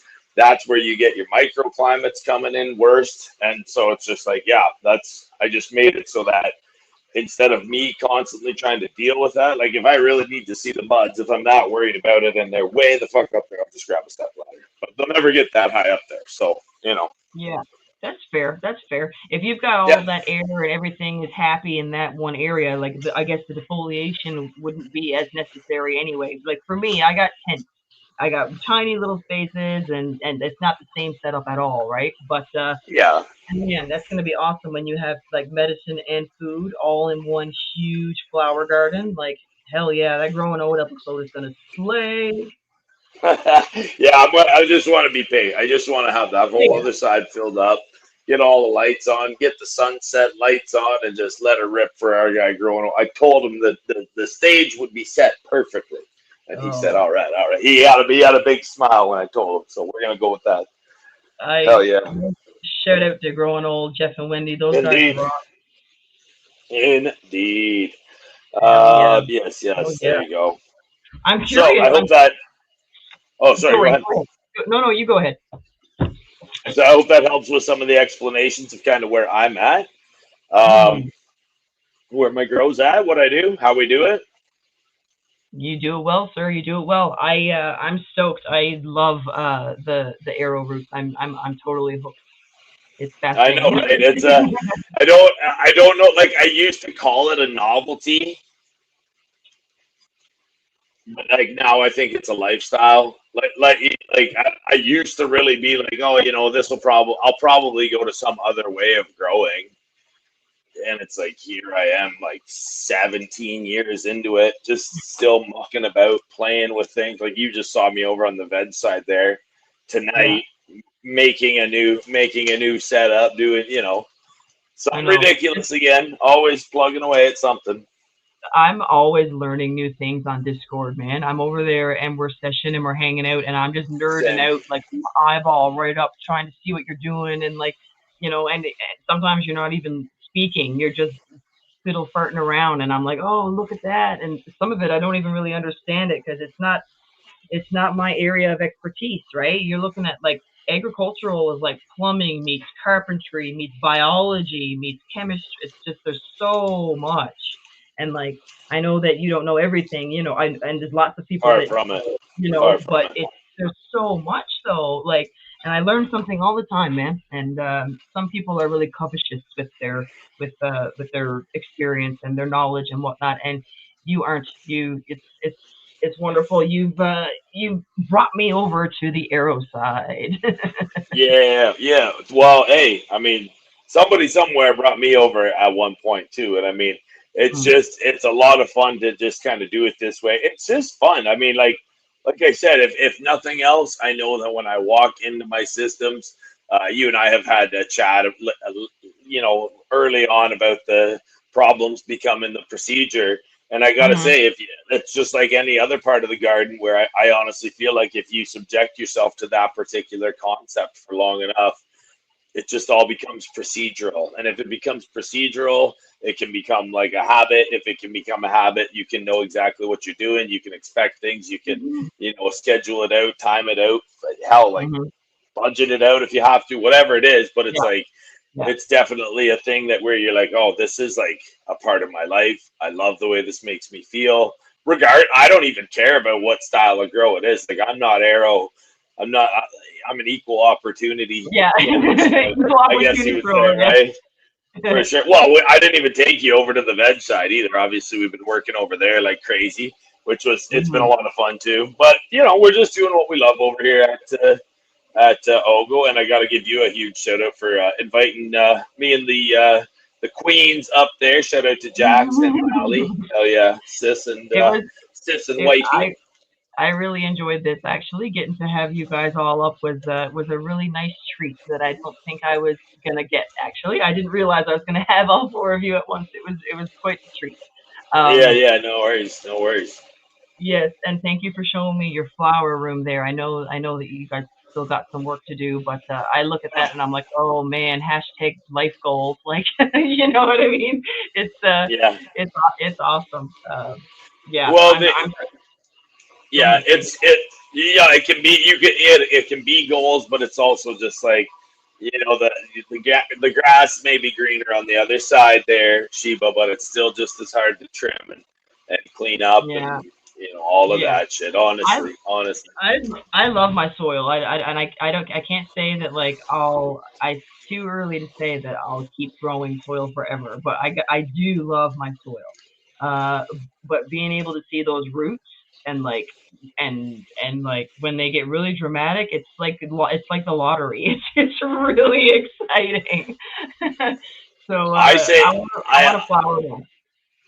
Yeah, I mean, I honestly say throw all of the grow styles together. Like I think you and I were talking about.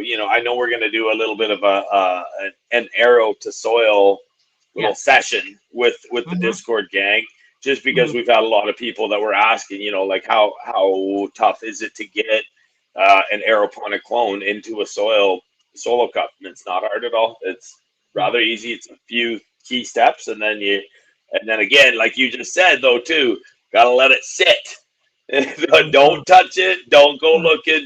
Just gotta let it trust that the plant is doing its thing, and it'll just transition from a arrow to soil just like that. I love my plants too much, is what I like to say. I'm dying to take clones for leadership. I'm dying to. I'm like, just wait until they're actually big enough to root. Right. Well, we're all in there snooting around, like, just like, I don't know. I'm the same way. Like I think probably what it is for me, Sheba, is that I have more than enough plants to like let something stay away. You know what? Like, I'm like, okay, just put that one on the back burner. Come see it in like fucking 2 two weeks. 2 weeks. I'll be back here. You know what I mean? Like everything else is fine. We'll go deal with that. But that's kind of how I look at it too. Definitely, if you can let the plant actually just do its growing on a schedule that works for it, and it's got its VPD locked in, particularly in your hydro arrow or DWC, minding your P's and Q's, pH and EC, obviously, and temperature. Those three, the big trifecta there. And if you can do that, I mean, it's just like what I got going on here, where we're chilling. We got enough time to live stream every day. We got enough, like. Awesome. You said about process or process procedure. I don't have to check my water numbers every day anymore. I used to check them like in the morning and in the night, and they would fluctuate, and I was trying to figure it out, and it was like, just constantly watching. But now that it's dialed, what you said is right. You can just walk away and leave it. Like, I still do check, every couple of days just to see, especially now that the root development is that, vigorous. And I checked the numbers today. The EC is still freaking at like 2,000, and the pH is still at 5.6. She's just rocking. Like, Chef's okay kiss. then, right? Chef's I was like, kiss. holy cow! I didn't realize that she was gonna take it. But Jesse, between Jesse's testing and your, Dude, you're like, yeah, I'm man, so doing it.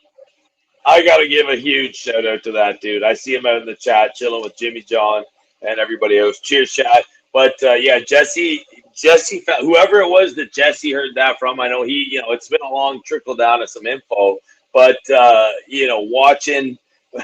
watching him just saying like, yeah, we're gonna jazz this thing up like way big time here.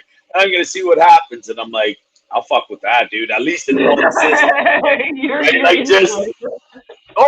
Yeah. Like I didn't run around to every single system that I have and like fucking jazz it up just crazy. I just was thinking about it. I'm like, all right, fuck it, let's go with one. And I did it with one, and I gotta say, I called him. I was like, bro, it's on. Like, it's fucking on big time. So, and we got enough stuff to play with for our reservoirs. It doesn't take much. I'm running on an 80-liter reservoir myself.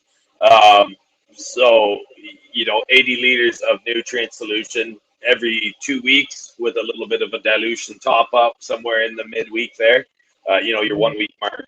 And I'm rocking it. So it's like, I don't know, it's minor inputs. You can still crank it up to your 4.0 EC pretty readily without even spending that much. So, I mean, in terms of like the sheer size, vigor, everything that happens in your hydro, it's well worth it. So I don't know. I love it. Yeah. I love it. I'm going to keep doing it.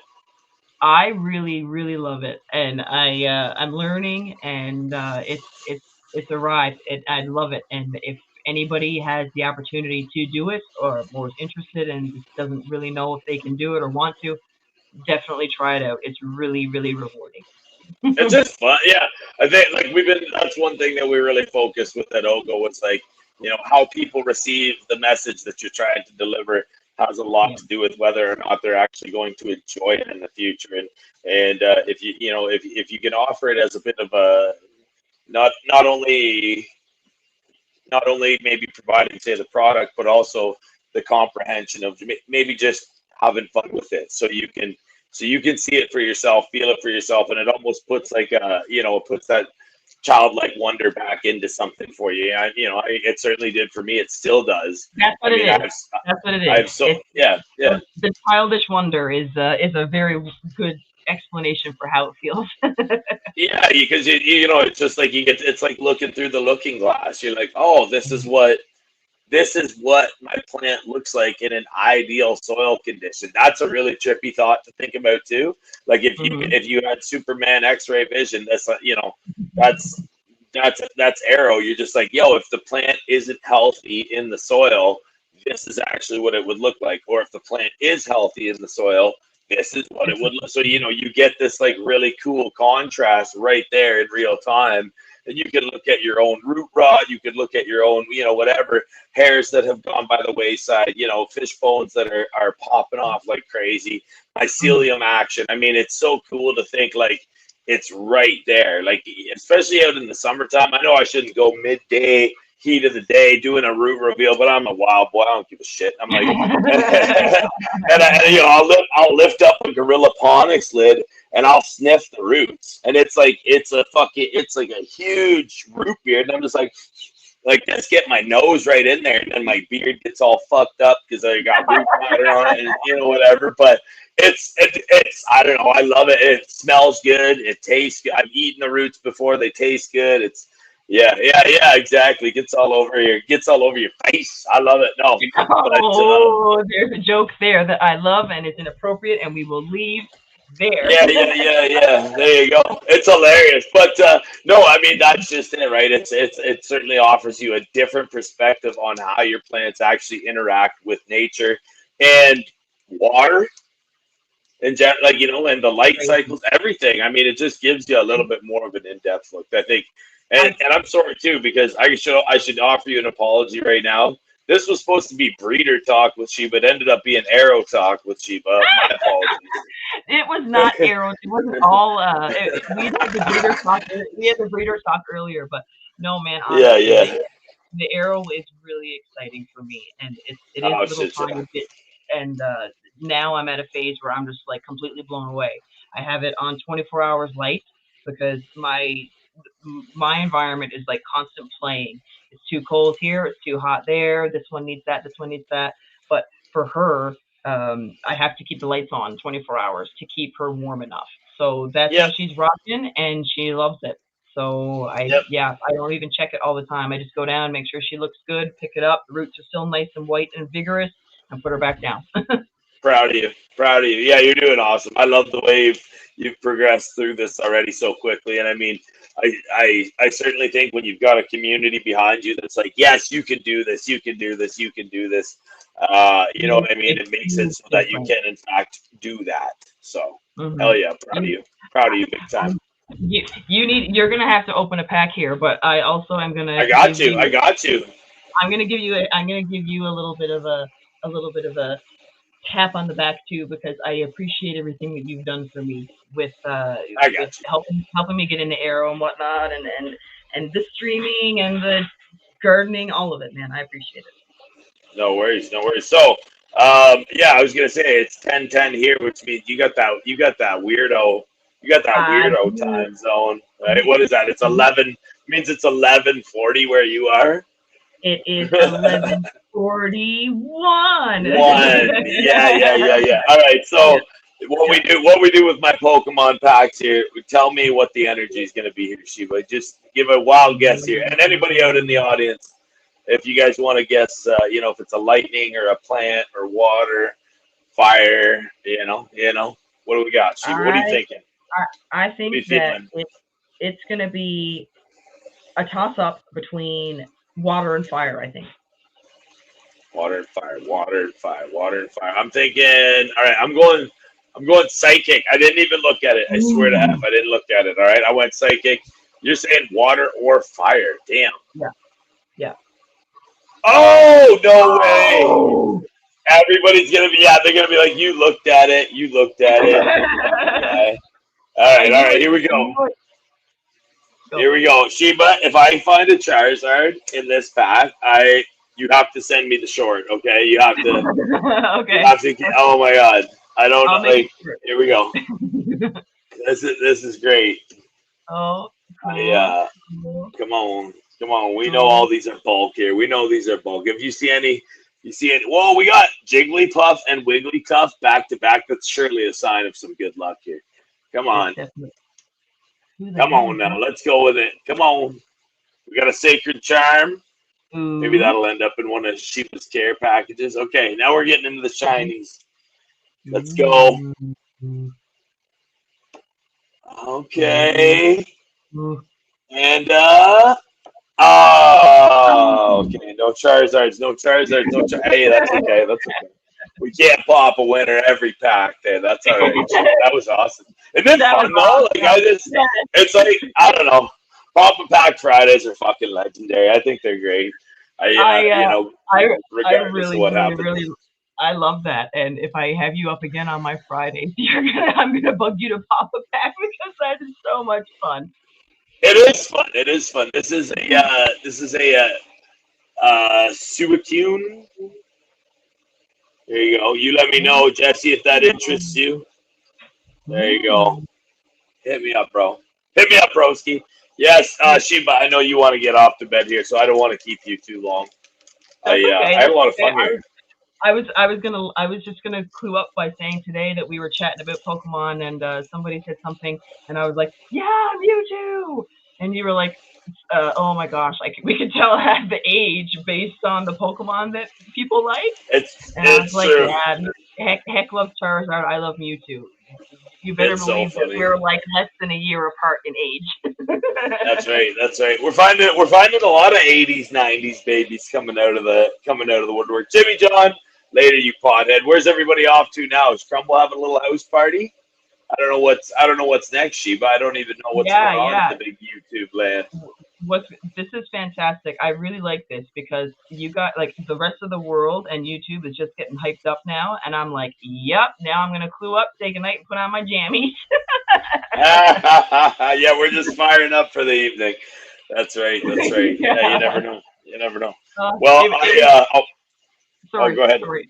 I was just gonna say it's an absolute pleasure, my love, as always. I hope I get to see you again soon, and I'll see you on your weekend segments for sure.